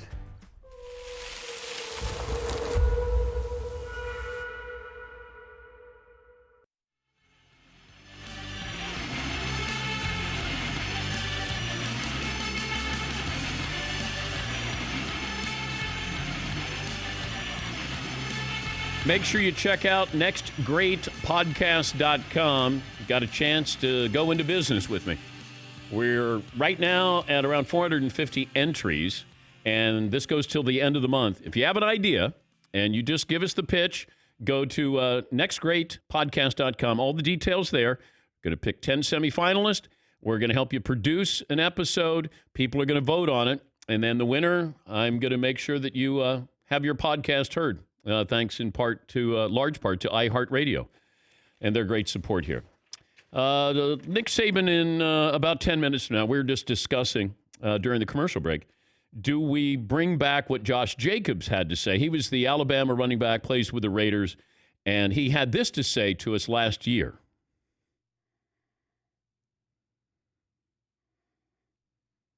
Saban just he likes to do a lot of these nuts jokes. It's funny because I haven't heard one of them since middle school, and then Saban, when I went to college, Saban used to do it a lot. So Wait. Give me one here. All right, so one day I caught 5 passes in a row, and he was like, hey Josh, if you want to hold all the balls, hold these. I said, what? So I just sat there. I sat there for a second. I was like, did he really just say that? Wait. He was doing D's nuts to you? Yeah. I was like, Coach, I ain't heard that since middle school. All right. I think at the end of the interview, I bring up D's nuts with Coach. How about this? Let me see how the interview starts. Okay, I got an idea. Here's the idea. My idea is to bring up Nick Saban was at Michigan State, I believe, when Tom Brady was at Michigan. So he was coaching against Tom Brady. I want to know what he remembers from that time. How about that? I start there. And then he goes to the Dolphins after being at LSU, and then he coaches against Brady then. So maybe we start out there, and he's got some stories. Yes, Paul. I think it's a good strategy because Coach Saban likes when we take him out of the element. Like when you asked about jet skiing at the lake house or what he likes to listen to on the way in, he likes different topics than, hey, what do you think about LSU this year? Yeah. All right. So we're going to vote. Yes, Eden. What if Coach brings it up to you? Hey, Dan, before we get started, I got some D's nuts. I just want to. Dan, you like doing interviews? What if he says, Dan, I just want to address the D's nuts speculation. The controversy? Yeah. The rumor and innuendo? I'd just like to address D's nuts. I just want to set the record straight on D's nuts. I'm starting to get a little sweaty. My hands are starting to sweat. This is Coach Saban I'm going to ask this question to. He comes on all the time. You have to. I do now. You know what? The communications major in you wouldn't, but damn it, the journalist you've become is going to, Dan. I support you in this. I back you. I got to confirm the story, right? As a journalist. As a journalist. Yes, I must. Okay. What? I don't know what What? We'll be fine. I'm curious what his reaction is going to be. I think I've built up enough. It's like with Coach K. I think I've built up a little house credit where I can have a little fun with him. And I am complimenting him on his sense of humor. He may not like that his players told that story, because a couple of months after Josh Jacobs, we asked Tua when he joined us at the Super Bowl, and he said that's true. The look on his face when I go, hey, and Josh Jacobs was on, and he was asking about, telling us about this story about D's nuts, and Tua's face is like, oh my God, I don't, where are we going with this? Can you confirm that? And he's like, yep, I can confirm that. All right, let's get a couple of phone calls in here. Let me see. Brandy in Iowa. Hey, Brandy. Hey. Hello, good morning. Hey. 6'3", don't weigh myself anymore. Okay. Quick question for you. You're talking about school, and I, too, was a shooter in college at basketball. You said no one's really asked your GPA. So my question would be, which was higher, your GPA or your assists per game? Oh, no, I could pass. I would have more assists. I love to shoot. I tried to choose not to pass, but if I was going to play, I had to pass. So begrudgingly, I had a few assists. Caleb in Oregon joins us. Hey, Caleb, what's on your mind? Hey, Dan. I was just calling to give some love to the Blazers. I wanted to see if you actually think they have a legitimate shot at winning this series. Oh, yeah, absolutely. Yeah, I would be confident if I'm a Blazer fan. If everybody is healthy, and that's what you were waiting for, and if they got in, then they were going to be dangerous. I think everybody thought that. I just didn't think they were getting in. I thought that it was too long a road to get in. And look, if Memphis folded, Phoenix was great and almost got in, but Portland played well to get in. And now all of a sudden, the Blazers have to go at them again. You got to put doubt. You go up 2-0, put doubt in everybody's mind. Big hour coming up. The great actor, Bryan Cranston, and Nick Saban will join us as well. 1 hour to go on this Wednesday. Dan Patrick Show.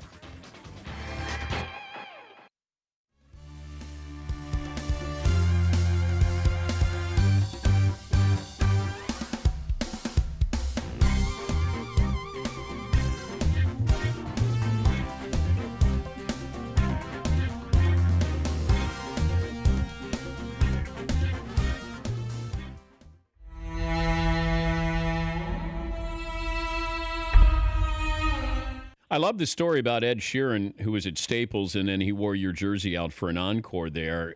This just feels like ginger on ginger love there, right? Is that what you see with Ed Sheeran?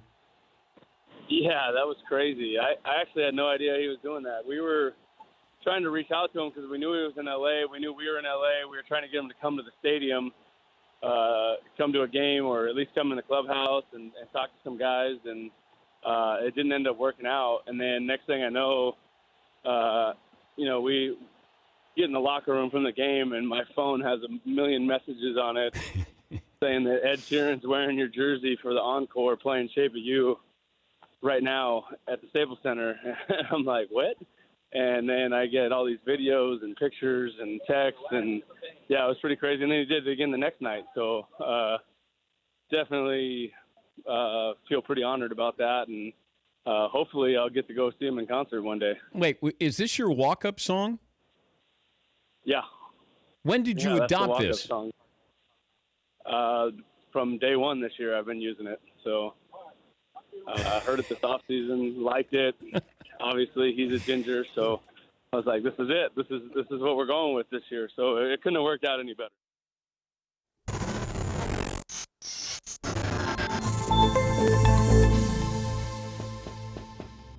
What's up, everybody? Marvin Prince here. Chat row, what up? Thank you guys so much for all the emails. Got one right here regarding college uniforms. T. Morrow says, what about the all-white SMU uniforms? SMU football? I mean, I guess.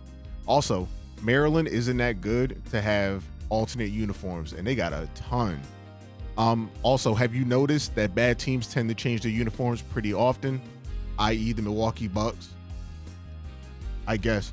Also, I want to show everybody, if it ain't broke, don't fix it. Do you guys see this? This is terrible. North Carolina, you guys just stick with what you guys had. Basketball legend Julius Peppers, terrible. Also, another one, the greatest six-man who ever lived, Jamal Crawford, terrible. Look, it's just an M. As Ocho Cinco would say, child, please. And as I would say, Mario, clean it up.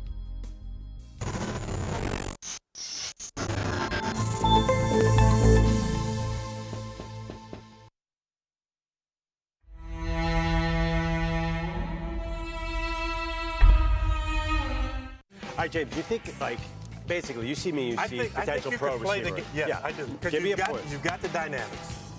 Okay. And what is that point and Point thing? and pocket. So you want to look the point of the ball right here. Yeah. Into your hand. Yeah. And you want to continue to look it away into the pocket. So Like you here. want to make good habits.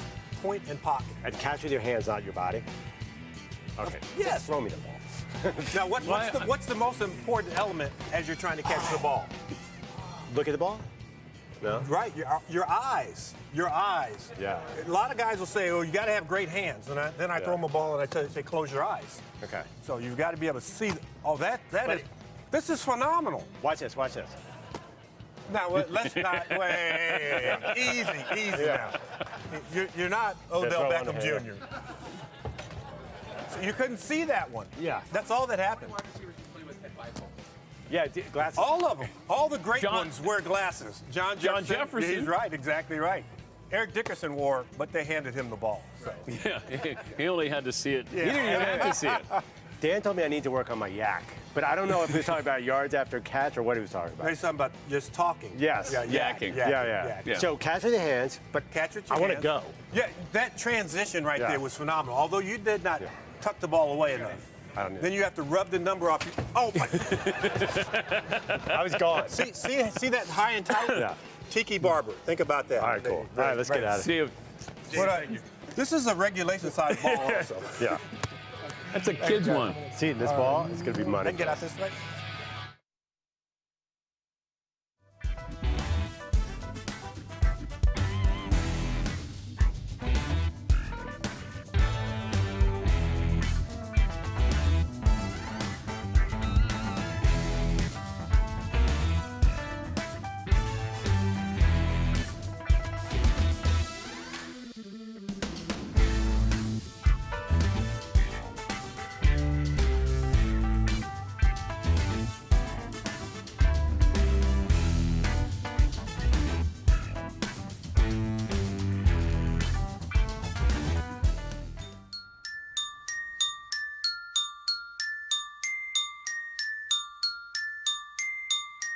Dan Patrick. This is all or nothing. Welcome to the Dan Patrick Show. AD's job is to just be AD. Bringing you the biggest guests and the best in sports talk. He's Reggie Miller, the Hall of Famer. Better series, Thunder Rockets, Blazers, Lakers. The only reason why I will go with Blazer Lakers is because right now the headlining show is Dame Dollar. Problem is you can get whatever you want against them at the other end. You know, everyone's saying the Blazers are going to beat the Lakers. Let's hold up on that for a little bit. If Dallas was playing the Lakers, we would be talking about the Mavericks being a tough out. It comes down to it's LeBron James, and people are trying to get LeBron James into their shows, into the dialogue here.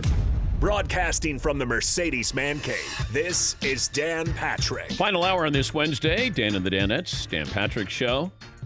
If you have missed the first 2 hours, Fritzy is not here today. He and his wife have taken their son, Jordan, up to Syracuse as he starts his college career. And hopefully Fritzy was emotional about it. The last couple of weeks, he would send me pictures of him with his son when his son was like a newborn or a year old or 2 years. And he didn't send it to the rest of the Danettes, but he would send it to me. And then I would go, all right. And then I would have to respond to all these photographs that he was sending of his now 18-year-old son when he was born. Yes, Well, I mean, to be fair to Todd, by and large, the Danettes don't respond positively to family stuff for the most part. No. There's a very small window of acceptable pictures from our personal lives that are allowed on the group before you get absolutely shredded or completely ignored. Yeah, unless you're making fun of your siblings or your son or daughter or wife, then it's best not to post anything that's really positive. Like, hey, my daughter, 4.0. Nobody cares. But Todd sent the picture. I mean, we do care, sort of. But I'd rather hear stories when your kids do something silly. Because those are the stories that my kids go, hey, the other Danettes share stories about their kids doing positive things. You don't. I go, yeah, I know. It's called content, kids. Content. If you got something negative, I'm all ears. It's all about content, kids. Keep it real. Yeah, too. Mentioned this in the first hour of this show. This from Jeff Snook. He is an Ohio State insider. And he had a story this morning. Ohio State's athletic director working on a plan to get 5 other Big Ten teams to participate in a 10-game schedule this fall. The athletic director is Gene Smith, and he has the full support of the school president. I don't know if he had the full support a week ago, 2 weeks ago, but does now. This is what the proposed format would be. Each team would play the other 5 Big Ten teams who are participating, and they would play them twice, once at home, once on the road. The season would start either September 26th or October 3rd. As of Tuesday night, according to Jeff Snook, Penn State is in, Nebraska's in, Iowa is in, and the group hopes to convince 2 other universities, notably Wisconsin and Michigan, to join in with Ohio State. A couple of things here. Ohio State's governor, Mike DeWine, on Tuesday approved high school football in the state of Ohio. But there is a really big advantage right now with the SEC, ACC, and Big 12. If they pull this off and the Big 10 doesn't, according to a source, there will be long-lasting ramifications for the Big 10. What I was told this morning by a source who's given me all this information on the Big 10 and Pac-12 was there was indeed a vote by the presidents, and it was 12-2 because Iowa and Nebraska were the 2 that wanted to play. Iowa and Nebraska are involved with the other schools that may try to play in the Big Ten with this new proposal. Ohio State is just coming around to this. They're trying to flip Penn State and Michigan, which would lead you to believe that what I reported is true. If you must flip some schools, chances are you probably had a vote, 12-2. Illinois schools in Illinois are not going to be able to play. Illinois and Northwestern, because they have a different set of rules with COVID and testing positive, from what I'm told. But can they pull this off? My source texted me about an hour or 30 minutes ago and said he heard from a Big Ten coach who said 5% chance of pulling this off. But I was told the athletic director at Ohio State, Gene Smith, was the one who was leading the charge to not play football. So you had the presidents who voted, but I was told Gene Smith at that point did not want to play football.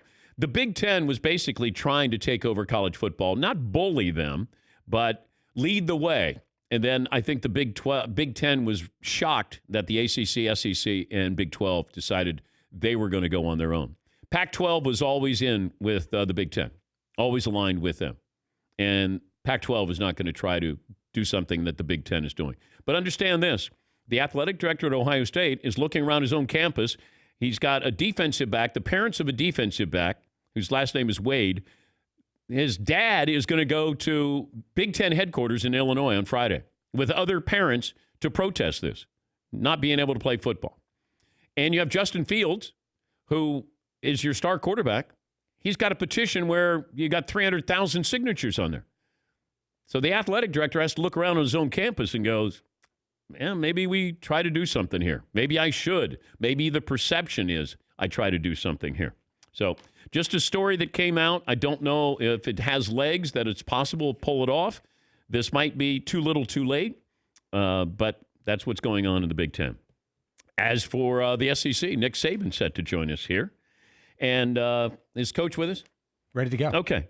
Coach, thanks for joining us. You know, we were talking about before you came on that I think you were at Michigan State for 4 years when Tom Brady was at Michigan for 4 years. What do you remember about Tom Brady at Michigan? That's interesting because my last year at Michigan State, Tom Brady was a senior, and they had a guy named Drew Henson who was, supposed to be a really, really good quarterback and a first-round draft pick in baseball, and they couldn't settle on who should be the quarterback. So we actually beat them 34-31. And I think they scored 31 points when Brady was playing quarterback, and they didn't score any when Drew Henson was playing. So that's what I remember. And Henson was this two-sport star, and we didn't really know what Brady was. And then Brady gets drafted by Belichick and the Patriots. He's behind Drew Bledsoe, and then you go to Miami, and then you end up facing Brady a couple of times after that. What do you remember about that? Well, we were actually 2-2 against the Patriots in the 2 years that I was, at Miami. But the Patriots were always, sort of the toughest opponent in terms of they had good players, but they were really well coached. They had really good system, and if Tom Brady was really on his game, you really were in for a difficult day. So that's kind of what I remember. And he's been a good player for a long, long time, and certainly a great ambassador for the sport. What quarterback kept you up at night, considering all the great quarterbacks you faced, college or pro? Well, I think when I was a defensive coordinator at the Cleveland Browns for Belichick, you had John Elway, Dan Marino, that whole crew, that came into the league in '84 or whenever it was. Yeah. And they all, when you're a defensive coordinator, you just really you worry about stopping the other team. So I had lots of sleepless nights over those guys. Yeah, I think Elway might be the most talented quarterback I ever saw in the NFL because he had that strong arm. He could run, a two-sport star. It was just when he lost Super Bowls, then all of a sudden you can't be the greatest of all time. When you're losing 3 Super Bowls, they put all that blame on him. But I still wonder what Elway would be like in today's NFL. Well, I think it'd be. He was the most difficult guy to defend. Yeah. And you mentioned the reasons why. The other guys were all talented passers and very, very good at that part of the game. But when you try to defend someone and they're dual threat, they have arm talent, they can throw the ball, they can beat you throwing, but then they can take off running, scramble, extend plays. That creates tremendous problems for you on defense. And that's what John Elway did that the others didn't do. Whether he won or lost Super Bowls or not, if you're the defensive coordinator and you're playing them, you're not too concerned about that part. You're just concerned about trying to keep your job. We're talking, is somebody cutting you off there, Coach? Yeah. Oh. Yeah. Just had to. Auburn fan? No, I don't think so. We're talking to Nick Saban, the Alabama head coach, and you're still scheduled to open up at Missouri on the 26th of September. You feel 100% confident that's going to happen? Well, I think that the mindset with the players for a long time has been, they're practicing, they're trying to get prepared for a season, really with a lot of unknowns, not knowing exactly what was going to happen. And so you almost felt like you were sacrificing your time for the season. But I think now, everybody has really looked at it a little different. You have a schedule, you have a first game. Now we're back to investing our time in trying to create value for our team, for the individuals on our team, to create value for themselves and get ready to play football. And I think that's the only way that we can look at it. And really almost have to stop thinking about, well, this might happen, that might happen, those things may or may not happen. No one really knows. Yeah. But at least we have a defined challenge now that we can look forward to, and that's the mindset that I'm really trying to get our players to take, because the uncertainty that we've had ever since March has created a little different mindset for everyone in terms of, we're doing all this work, but what's it leading up to? And now at least we have direction. So our organization is trying to get the mindset that we utilize everything that we can do every day. We're actually practicing now to try to take advantage of creating value and investing in our future. Does it feel a little more normal, if you can apply that word to what's going on now with practice? Absolutely. Yeah. A lot more. And even though we're not really having fall camp, we're sort of doing the 20-hour week, which is okay. We still have 25 practices, and so we're excited about the opportunity, and I think the players are as well. What was it like being around you at home when you couldn't do anything football-wise? Well, I was one of the few people. I think there was 3 people in our building that could come to work. So the first day that they said you should come home, you should stay home, I had a little Zoom set up, upstairs in my little office. And obviously the reason that we were supposed to stay home is you're supposed to stay away from people. So when Miss Terry's crew came to work, about 17 strong, cleaning ladies, 2 yard guys, accountants that come and do her books and run Nick's kids, I said, I'm safer going to work than I am staying here. So, and the one good thing that came from all this is I never had an email address. So people used to send her emails for me. And like the first day of the pandemic, she got like 500 emails. And she said, "You're done. I'm not taking any more of your emails. So if you want your information, get your own email."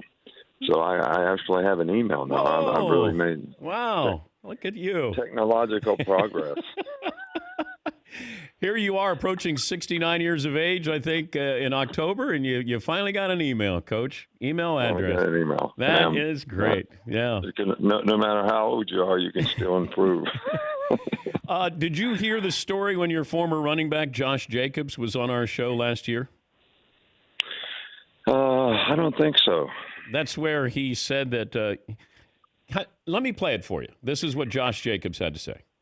Saban just he likes to do a lot of these nuts jokes. It's funny because I haven't heard one of them since middle school, and then Saban, when I went to college, Saban used to do it a lot. So Wait.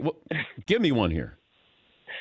All right, so one day I caught 5 passes in a row, and he was like, hey Josh, if you want to hold all the balls, hold these. I said, what? So I just sat there. I sat there for a second. I was like, did he really just say that?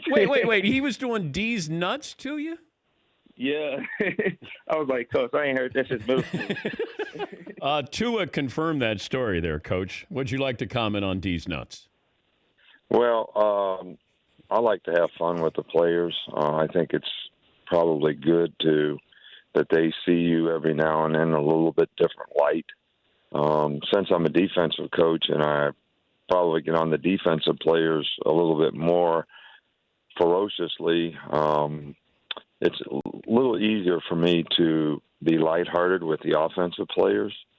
And, there's some guys on your team you just love, like Josh Jacobs, Tua, Henry Ruggs, that we've had a lot of really good players on offense that have great personalities and great work ethic, and you just love them. And those are the kind of guys I usually pick out to do all the teas and stuff. I love it.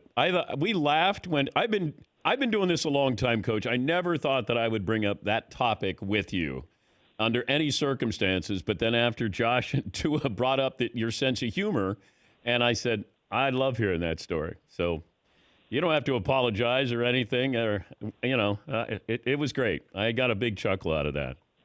Yeah, well, I'm glad at least they remember something we tried to teach them. Well, good luck with the whole process there, Coach, and we'll be waiting for the 26th when you face Missouri. Okay, Dan. Thank you, Best Coach. luck to you. All right, buddy. Stay safe. Talk to you later. Bye-bye. Oh, I don't know if you saw the Danettes' faces when I asked the question. Paulie is sweating. Oh, wow.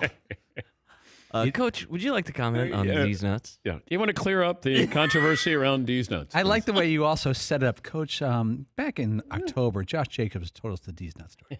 Did you happen to hear your former running back on the show? No, you didn't. Okay. Oh, no, I did not. All right. Well, here, let me play it for you. You know what I love about that too? He says, "Well, yeah, I like to have some fun, and I like to." And I'm like, "Man, I can't tell if he's mad or not." Well, until then, he goes, "Well, at least they remember something." Yeah. Like, oh, okay, we're good. Yeah. We're good. I think we're good. I was worried about it. I don't know if we've heard from Alabama's PR department. Nothing negative. Yeah. Well, roll tide. Yeah.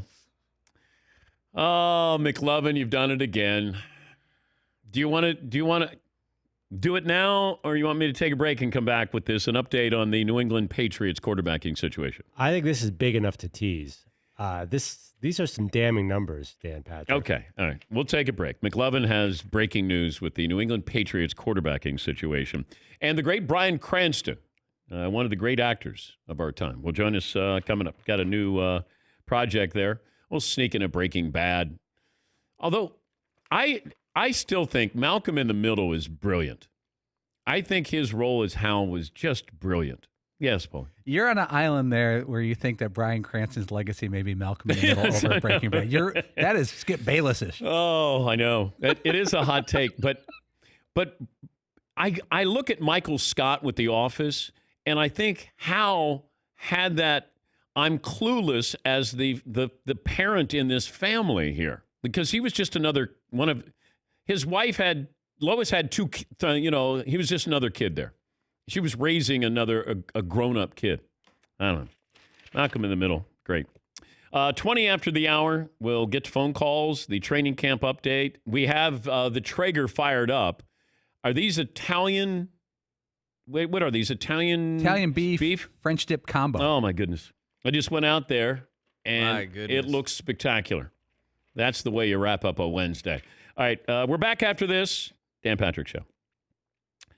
LifeLock is here to tell you that you got to understand how identity theft and cyber crime works and how it'll affect your life. If you lose your identity, you're in for a long haul, man. And you don't think about this until after the fact, but think about getting LifeLock now. LifeLock detects a wide range of identity threats, like your social security number for sale on the dark web. If they detect your information has been potentially compromised, they'll send you an alert. Then they have a U.S.-based agent who will help you fix this.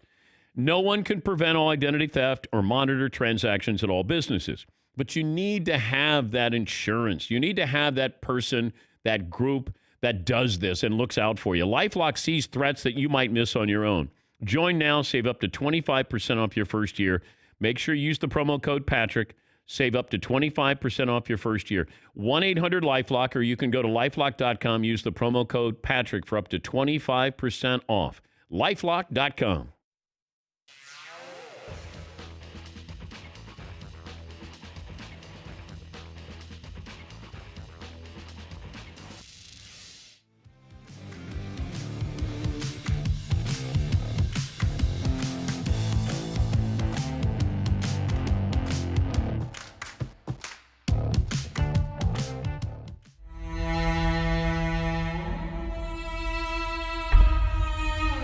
Do you miss on field or off the field? Oh, off the field, for sure. On the field was fun. Don't get me wrong. I love playing football. But off the field, man, we had a blast. We had, I think, the best locker room of all time. We did so much stupid stuff in there. The games we played, the stupid stuff we made up just to pass the time in between meetings. And we had a bunch of good characters in that locker room. Give me an idea of some stupid stuff. Now that you're a Hall of Famer, you're allowed to say this. Yeah, okay. Well, okay. We played tape. We would make a tape ball and play baseball. I would strike Lance out like 40 times a week. We play dodgeball Saturday mornings, offense versus defense. We go through our walkthrough, and then we go just tear up I feel so bad for our equipment guys because we just tore the locker room to shreds. We would put the laundry baskets in the middle for the line you couldn't cross. Play dodgeball for half an hour. We had this stupid game where we'd get a dodgeball and we'd shoot it across the locker room. You had to hit the exact part of the rail across the to earn a point. There may have been some gambling done at that. I'm not sure. Another game where we throw the ball into the trash can from 30 feet away. Possible wagers made on that as well. Just stupid games. Just soccer game. We broke every light in the locker room. Just good times, man. You got to pass the time somehow. Did Cutler, was he part of dodgeball? Oh, yeah. He hit me in the chest one day hard. I was a smart guy and took my shirt off because it was hot. And I think there was like 3 or 4 of us left on each side, and Jay just drilled me right in the chest. I had a big circle on my chest the rest of the day. Have you seen? I didn't catch it either. It bounced off of me. Have you seen Very Cavallari? Have you seen Cutler's reality show? I have not seen it. No. Oh my God, Brian! I don't know what you dealt with Cutler, but I have greater appreciation for how he is. He doesn't give a damn. He doesn't want to do anything. Huh? Oh my God, I feel bad for his wife because he just wants to drink beer. Really? Oof. I don't see him as a beer drinker. I mean, if you can get away with it at home, good for you. You know? Oh, that's a good thing. If you can do nothing at home, that's a win right there. He'll watch videos of like a deer blind, like you could do a live look in on YouTube. He just sits around and doesn't do anything. I mean, it's fascinating. Fascinating. Does he work out or anything, or does he just sit around all day? It doesn't look like he's working out. Yeah, maybe I'll zoom in one of these days and try. I mean, I watch a lot of stupid shows on TV, but I'm not saying that his show's stupid, but I haven't caught that one yet.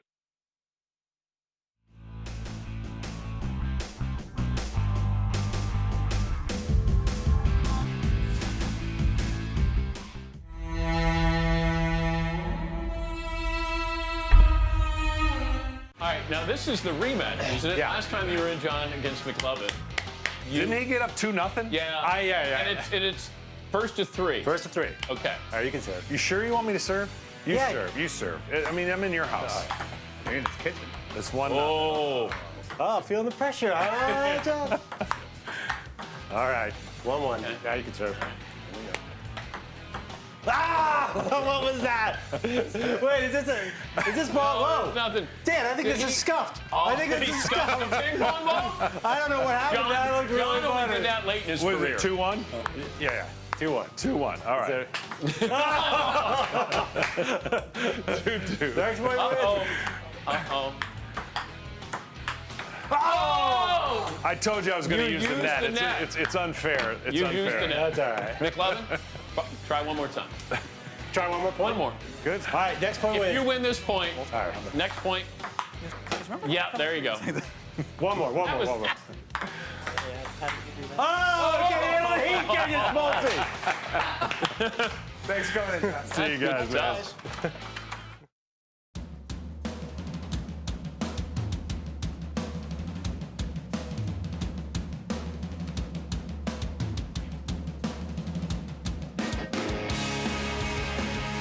This award-nominated show brought to you by Mercedes-AMG. Be prepared for whatever comes your way. It's the all-new GT 4-door coupe because life is a race. Visit your local dealership for a test drive today. If you missed any of our interviews this week or any week from the Mercedes-AMG Man Cave, go to the Dan Patrick Show app or danpatrick.com. Watch and listen from inside the Mercedes-AMG Man Cave. Mercedes-AMG driving performance. McLovin, before I get to Brian Cranston, your breaking news from New England Patriot camp. Longtime Patriots reporter Jeff Howe evaluates quarterbacks' rough days for the QBs, but Hoyer was the best of the 3, 12 of 19, no picks. Cam Newton, 8 of 16, 2 picks.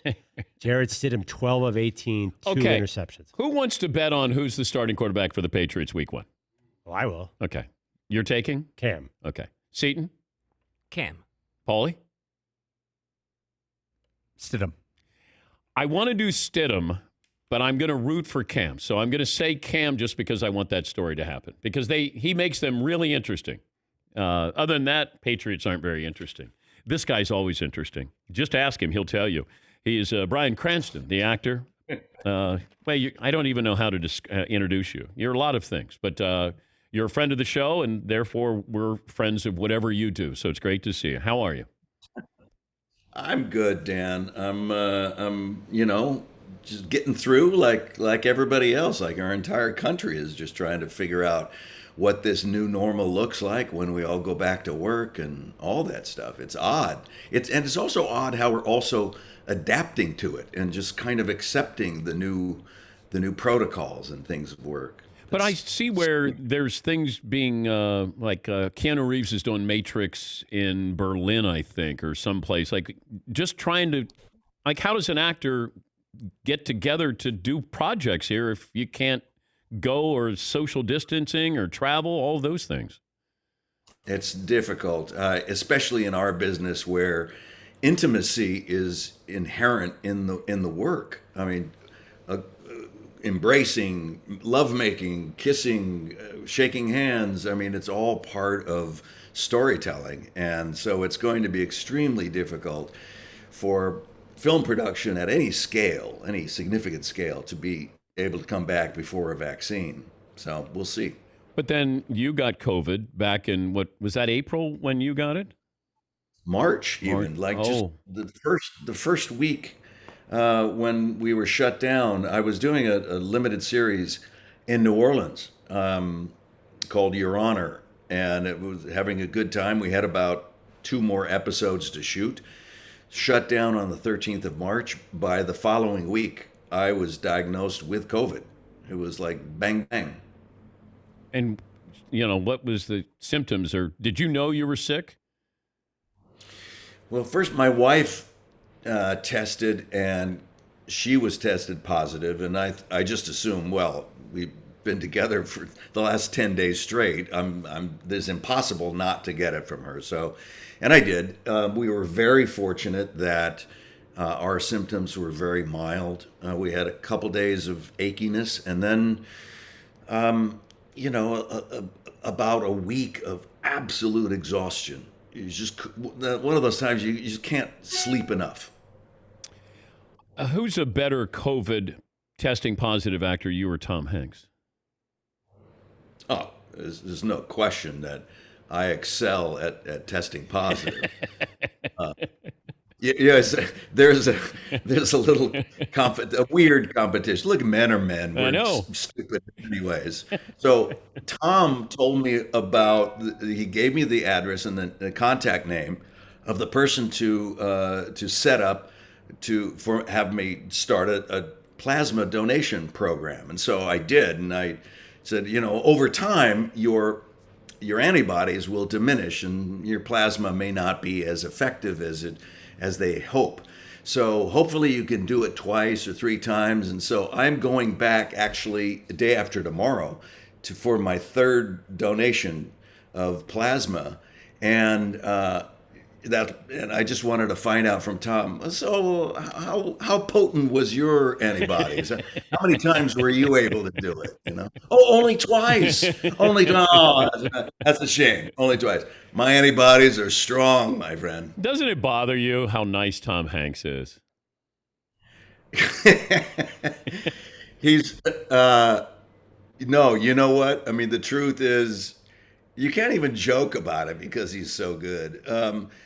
I've worked with him. He's given me a job. I've worked with him like 4 times. And I've really learned from him how to behave. Not that I was going to misbehave, but how to step up and embrace that responsibility of being the leader of a cast, which sets the tone for the entire shoot, and how he conducts himself, his comportment. Yeah. He goes to work, he's prepared, he's got a good attitude, has a blast, a couple, gags and things going on, keeps the set loose, knows everybody's name, and then goes home. So all the drama is in the show and not around the show, and that's why everybody loves to work with him. And there are, a few people who have that reputation, and he's one, and I was fortunate enough to learn from that. Where are you right now? Are you at your house? I'm at my house. Yeah. Okay. Yeah. In Los Angeles. You didn't dress up the backdrop. You got like a ladder. You got a piece of art. You got. Yeah, it's like a piece of art back. What do you mean I didn't dress up my background? Well, just because look at you. You have tchotchkes all over the place. Yes, I love tchotchkes. Tom Hanks would have an Oscar behind him right now if he was on this show. No, that's why he wouldn't have an Oscar behind him. That's how good he is. I got a couple of Emmys around here too that I just like straggling. A couple over here. How come you don't put him in the shot? That would be rubbing it in. It's just not fair. What, rubbing it into your competition? Yes. Who do you feel is your biggest competitor in your... as Brian turns the tables on Mr. Patrick. Okay, I see what you've done there. Yes. Who is my... It's me, because I compete with myself every day. There's nobody who could provide something who would make me feel like that's a direct competitor. There are great people in this business, but I compete against myself. What, the Danettes are calling BS over there? Come on. Are you Andy Reid? What kind of answer was that? I was trying to be politically correct. Okay, get 'em. Who is my competition, Danettes? Paulie? Well, like a list of people you hate that you compete No, against? I can get that. I can't do the ones We'll I start with- hate. Don't mention the hate ones. Don't mention them. All right. So, yeah, you could have dressed it up there a little bit. That's all. Oh God, that's how you subterfuge. Yes. The question was, who do you feel you're in competition with? Who do you look at and go, that guy is good, or that woman is really good at what she does? I wish I can rise to that level. Well, Bob Costas is always going to be there. I mean, isn't he? Yeah. I mean, he's okay, but he's in my sights, even though he's got, I think, about 28 more sports Emmys than I do. But I there's things that I take from people that I admire, like Al Michaels, his ability to have composure in the biggest moments. There's so many that I look at, but anybody who wins a sports Emmy, I'm in competition with them automatically. Well, do you do any play-by-play? Do No. you do anything like that? No. Is that something you've wanted to do? I'm not good at it.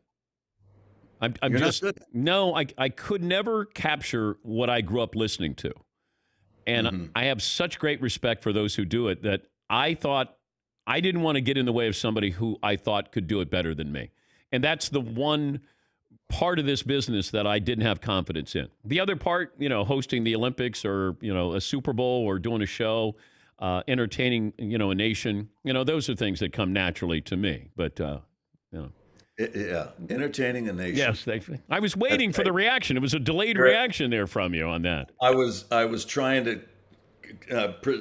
prevent myself from choking up.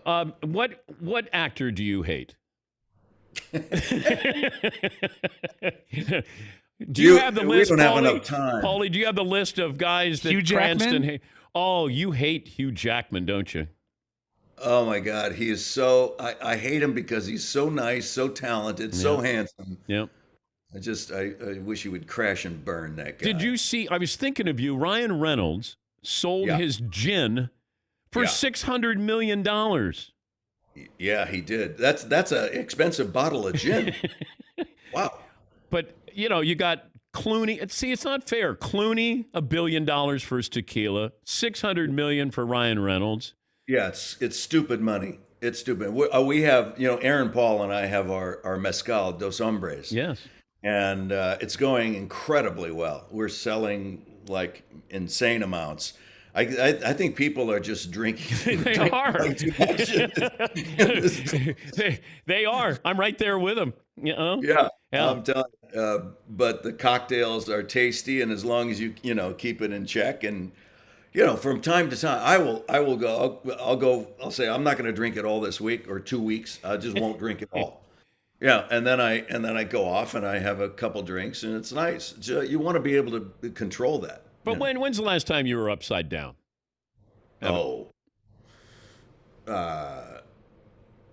Probably 25 years ago. Something like okay. Oh yeah. No, there's something, there's a mechanism within boys that is stuck most of the time. and that is knowing when you've had enough. It's like you think you can control it, and then all of a sudden you're out. It taps you on the shoulder, and it goes, "Uh-oh, made that same mistake." Explain to me the one and only Ivan. This is a Disney movie based off a book, and I saw the reviews. I didn't get to see the movie. I just saw the reviews, which look like they're very do you read reviews?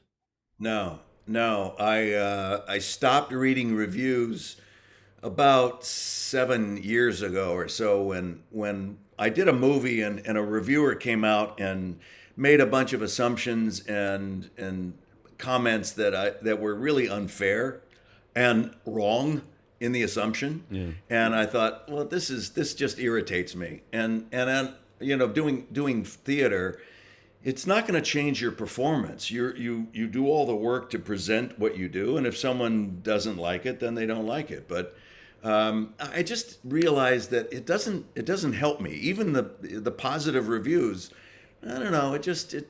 I don't need that kind of support. I feel good about what I'm doing, and I present it, do the best I can, and then if people like it, great. If they don't, that's okay too. All right, explain it, because it's on Disney Plus beginning this Friday, and this is a family movie. And I know that Angelina Jolie is in, Sam Rockwell, Danny DeVito, just some of the people in there. But explain the concept of the one and only Ivan. Well, this was based on a true story. There was a husband and wife in Tacoma, Washington, that adopted a lowland gorilla, a baby from Africa, when its family was wiped out by poachers. And this is, a baby in diapers. And they would take this baby in a stroller to the park, put it in swings. It drew all kinds of attention, and news media was all over it. It was quite a thing.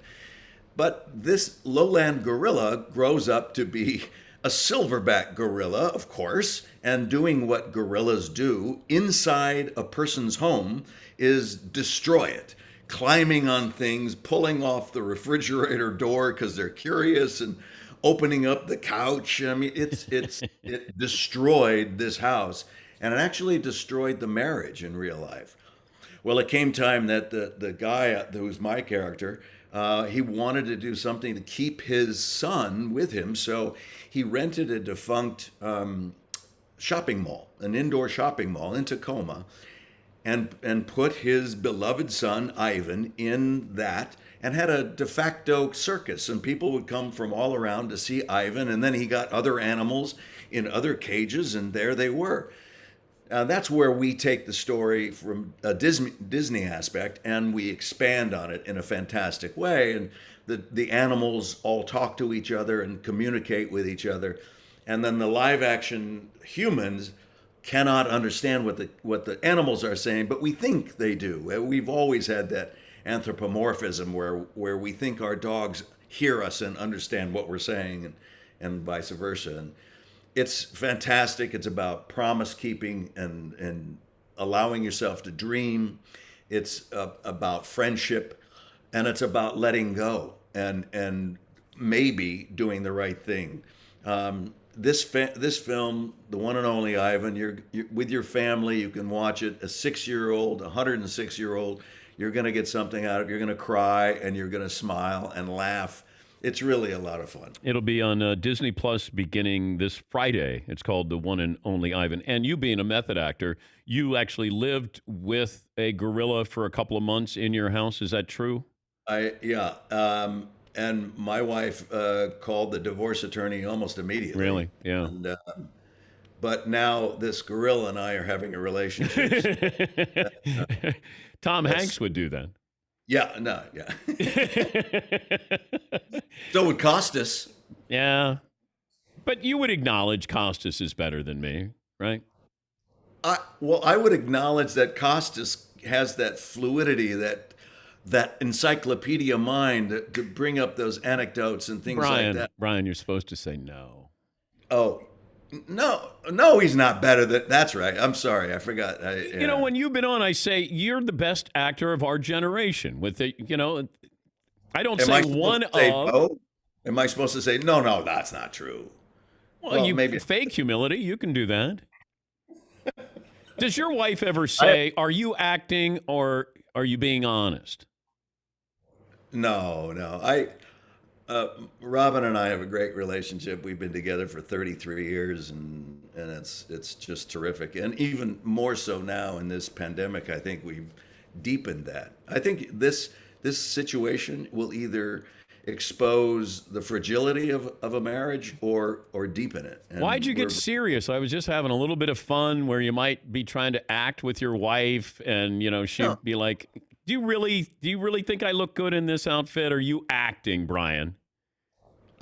Listen, as any good husband, the answer is always yes, unless she says, do you think I look fat in this outfit? Then it's no. Yeah. Do you like my hair? Yes. Do you like the color? Yes. Do you like this dress? Yes. Yes. Yes. That is the test for any new husband. Well, we're both actors, so we obviously connect on that wavelength. I've got a Bob Costas story. Is it good? Is it going to make me feel? Is it good? So you want me to qualify my story first and go? Can you tell it in a minute? No, I can't tell. Oh, okay. Next time. When you dress up your office or whatever that is. You know what? Next time, have Tom Hanks over in the background. That would be awesome. Okay. You know what? I am such a fan of Bob Costas. He will forever live in his shadow. Thank you, Brian. Good luck with the movie. Thank you, Dan. It's good to talk to you guys. That's Brian Cranston. Disney's The One and Only Ivan. It's available Friday. Disney Plus. Take a break. Back after this.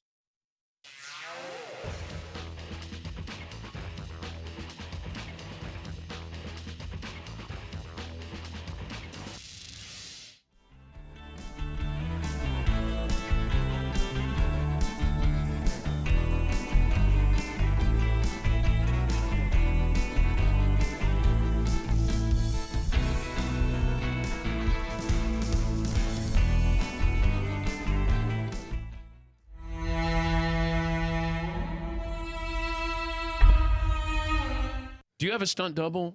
How often do you have a stunt double?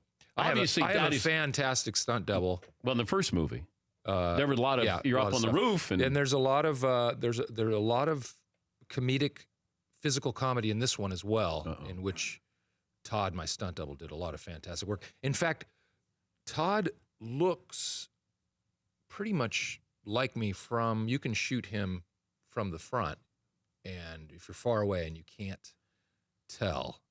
And I remember we were shooting, in fact, with Mark, the first movie we shot, the other guys. Yeah. We were shooting downtown, and there were some guys. It was near NYU, and there were some guys in their dorm room saying, "Will, come on up and have a beer with us."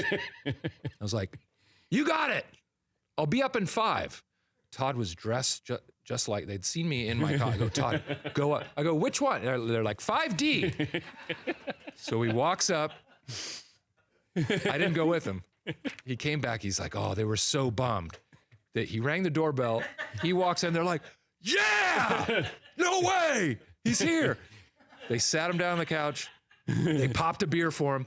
They started drinking the beer with him. And they just slowly looked at him. "You're not Will." He's like, "Yeah, I know. He sent me up there." "All right, can you?" "Okay." He's like, "Should I just leave?" They're like, "Yeah, if you don't mind. We really wanted Will." And Todd left and told me the whole story. Yeah. We're off on Thursday and Friday. Alexander. And holy smokes. I asked Alan if he could whip up something, and he did. It's Italian beef, and what's the official Italian beef? Au jus? Chicago style. Little peppers. And this might be the best thing that we cooked. Right. It's one of the best sandwiches I've ever had in my whole life. Mm-hmm. And the whole place smells fantastic. I showed up this morning. Come by that knife. And as soon as I came in, I could smell the Traegers fired up. Yep. Man. Yeah. Yeah. Goes right through it. You know, somebody's got to do snoreboard today because Todd's not here. Oh, no. Well, I was going to do it, but Todd already picked numbers. Oh. I have my own numbers. Is this? That's just plated, but you can have that. Can I have that? Is Yeah. that all right? Dude, Yeah. that's I don't so want to good. play. I know. That might be the best thing, and that's saying a lot. Best thing that he makes. It's the best thing. It really is. This is one of those, if you had a hangover, Oh. What do you mean it? Hey, do you have a little of that? wow. I would get a hangover just to have some of this. Stupid.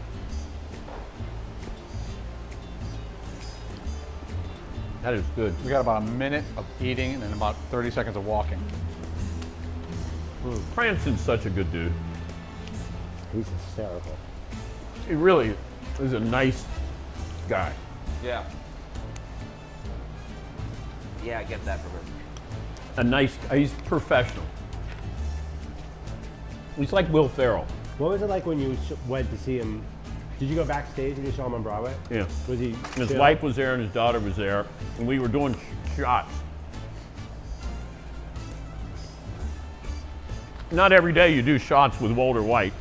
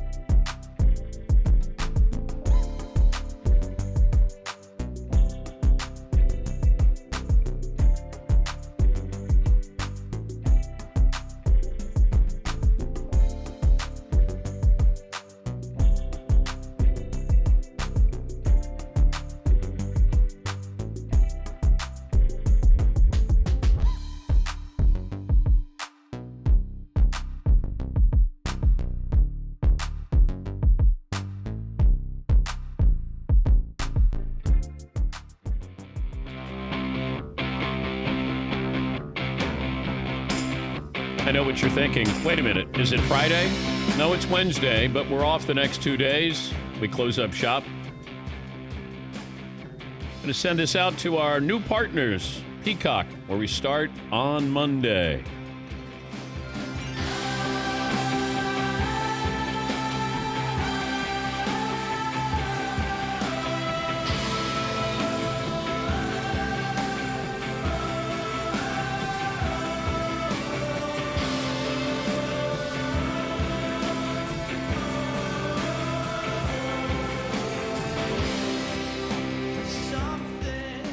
Well, final results of the poll question this day in sports history. Somebody's got to do snoreboards since Fritzy's not here, so maybe Mario can do that. Meat Friday, sports are back. Traeger Grill fired up today, and this might be the best thing that we make on the Traeger Grill. Italian beef, it is awesome. TraegerGrills.com/DP show, and you can get cooking. Let me get to Jeff in Detroit. What up, Doe?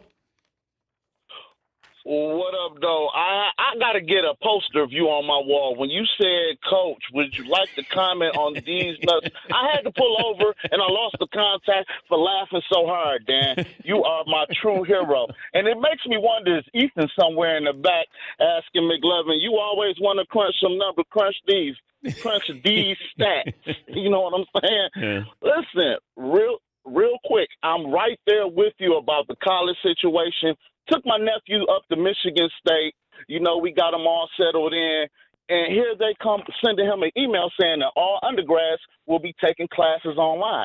It's an hour-and-a-half trip from Detroit to Lansing. And, I mean, you could have saved so much money, but like you said, when there's money involved, you know how it goes, man. Yeah, thank you, Jeff. It's about tuition and TV. That's what I was told today by a source. That's why it's not out of the realm of possibilities that if I'm at the SEC, ACC, Big 12, I'm going to ask my student body and I can do this under the umbrella of protecting them, that we're going to take classes online on campus. And therefore, look at North Carolina. Now I can put my football team in a bubble. They're not exposed to these other students when they're in class. You have them be smart when it comes to socializing, social distancing. As a conspiracy theory, it's not a bad one. McLevin, final results of the poll question. Who should be more worried, the Lakers or the Bucks? Up to 81% Lakers. Yeah. Anthony in California. Hey, Anthony. Hey, good morning, Dan. Good morning. On this final live YouTube broadcast, I want to give a final shout-out to Chat Row and say we all look forward to seeing you on Peacock and hope you can get a Chat Row platform up as soon as possible. And we are working on that, and I told Tyler. I got an important question for you, Dan. Pretty important. Okay. Yeah. With all the grief that you've been giving my Brooklyn buddy Fritzy, did we hear you admit to some sort of cheating scandal in college? Because I damn near fell off my couch earlier.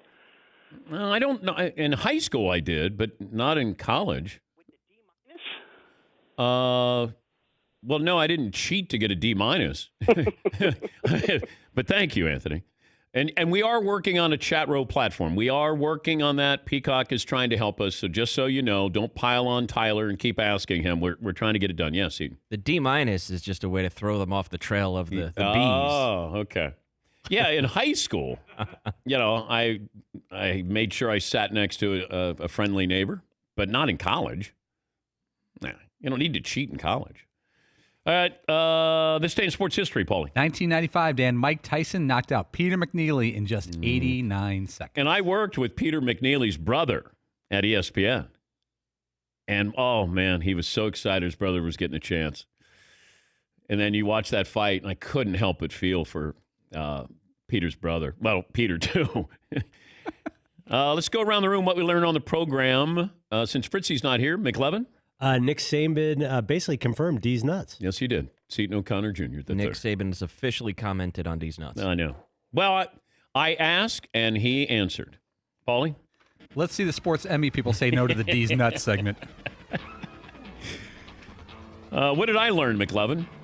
You learned that Brian Cranston, actually, you wouldn't go there when he asked your top competition. We were disappointed. What we learned brought to you by LegalZoom. Start online, network of independent attorneys. They provide advice when you need it the most. Since LegalZoom isn't a law firm, you don't have to leave your home. Visit LegalZoom.com today for more information. We're off the next couple days. We'll talk to you on Monday.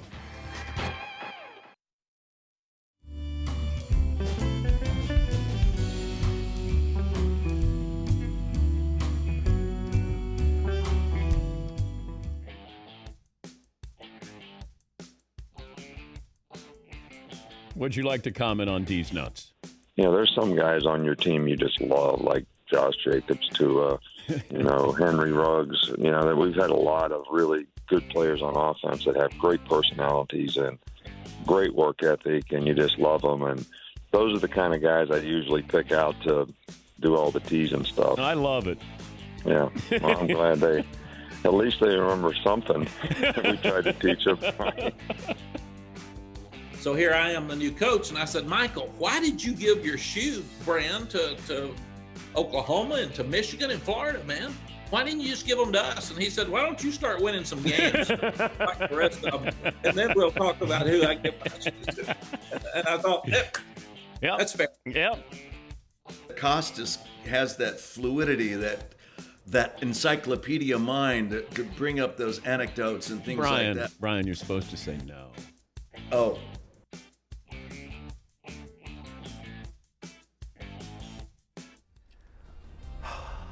That was a fun show. Yeah. Good show.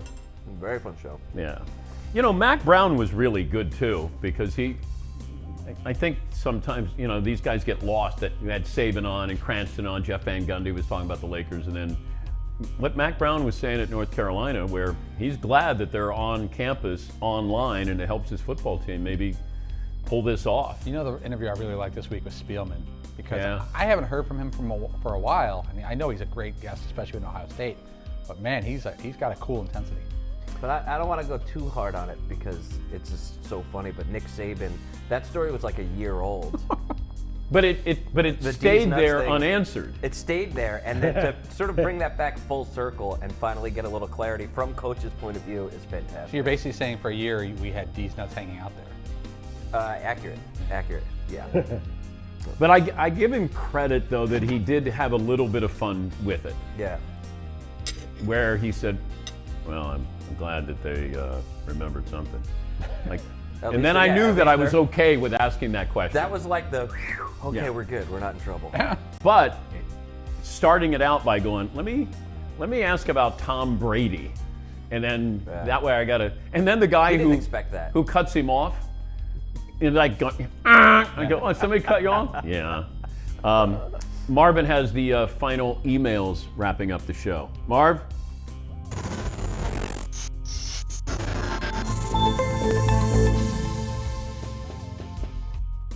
What's up, everybody? Thanks so much again for all the interaction on chat row and on email. Just wanted to polish out the day. A little bit of classic uniforms that we talked about earlier. Packers, Celtics, Lakers, Penn State, Michigan. Got one from Michael Manley. I love the University of Kentucky bright blue and white with the chrome shiny helmets. Thank you, Michael. You're right. Kentucky has great uniforms, and they're not a great football team. Another one, the charcoal Tennessee jerseys. Decent uniform, decent team. Hey, thank you guys so much. Chat row, love you guys so much. Peacock will be there on Monday. I'll see you guys then.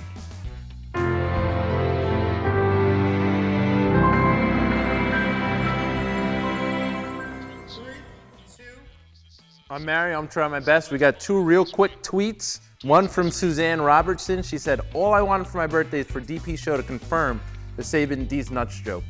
Happy birthday, Suzanne. Next up, Tyler. If DP Show can confirm the Saban D's Nuts story, they get it, next year. Let's speak it into existence, Tyler. That's all I got. Now we're going to go to Snoreboard. I'm filling in for Todd for Snoreboard this week. Our winner was... I know, wait, let me take William in Boston. William in Boston. McLovin, no. If McLovin knows what it is, then you can acknowledge I'm just shouting out the winner. Just the winner. William in Boston. Take a guess. 38-34. It's great 70s running backs. George Rogers, South Carolina. Earl Campbell, Texas.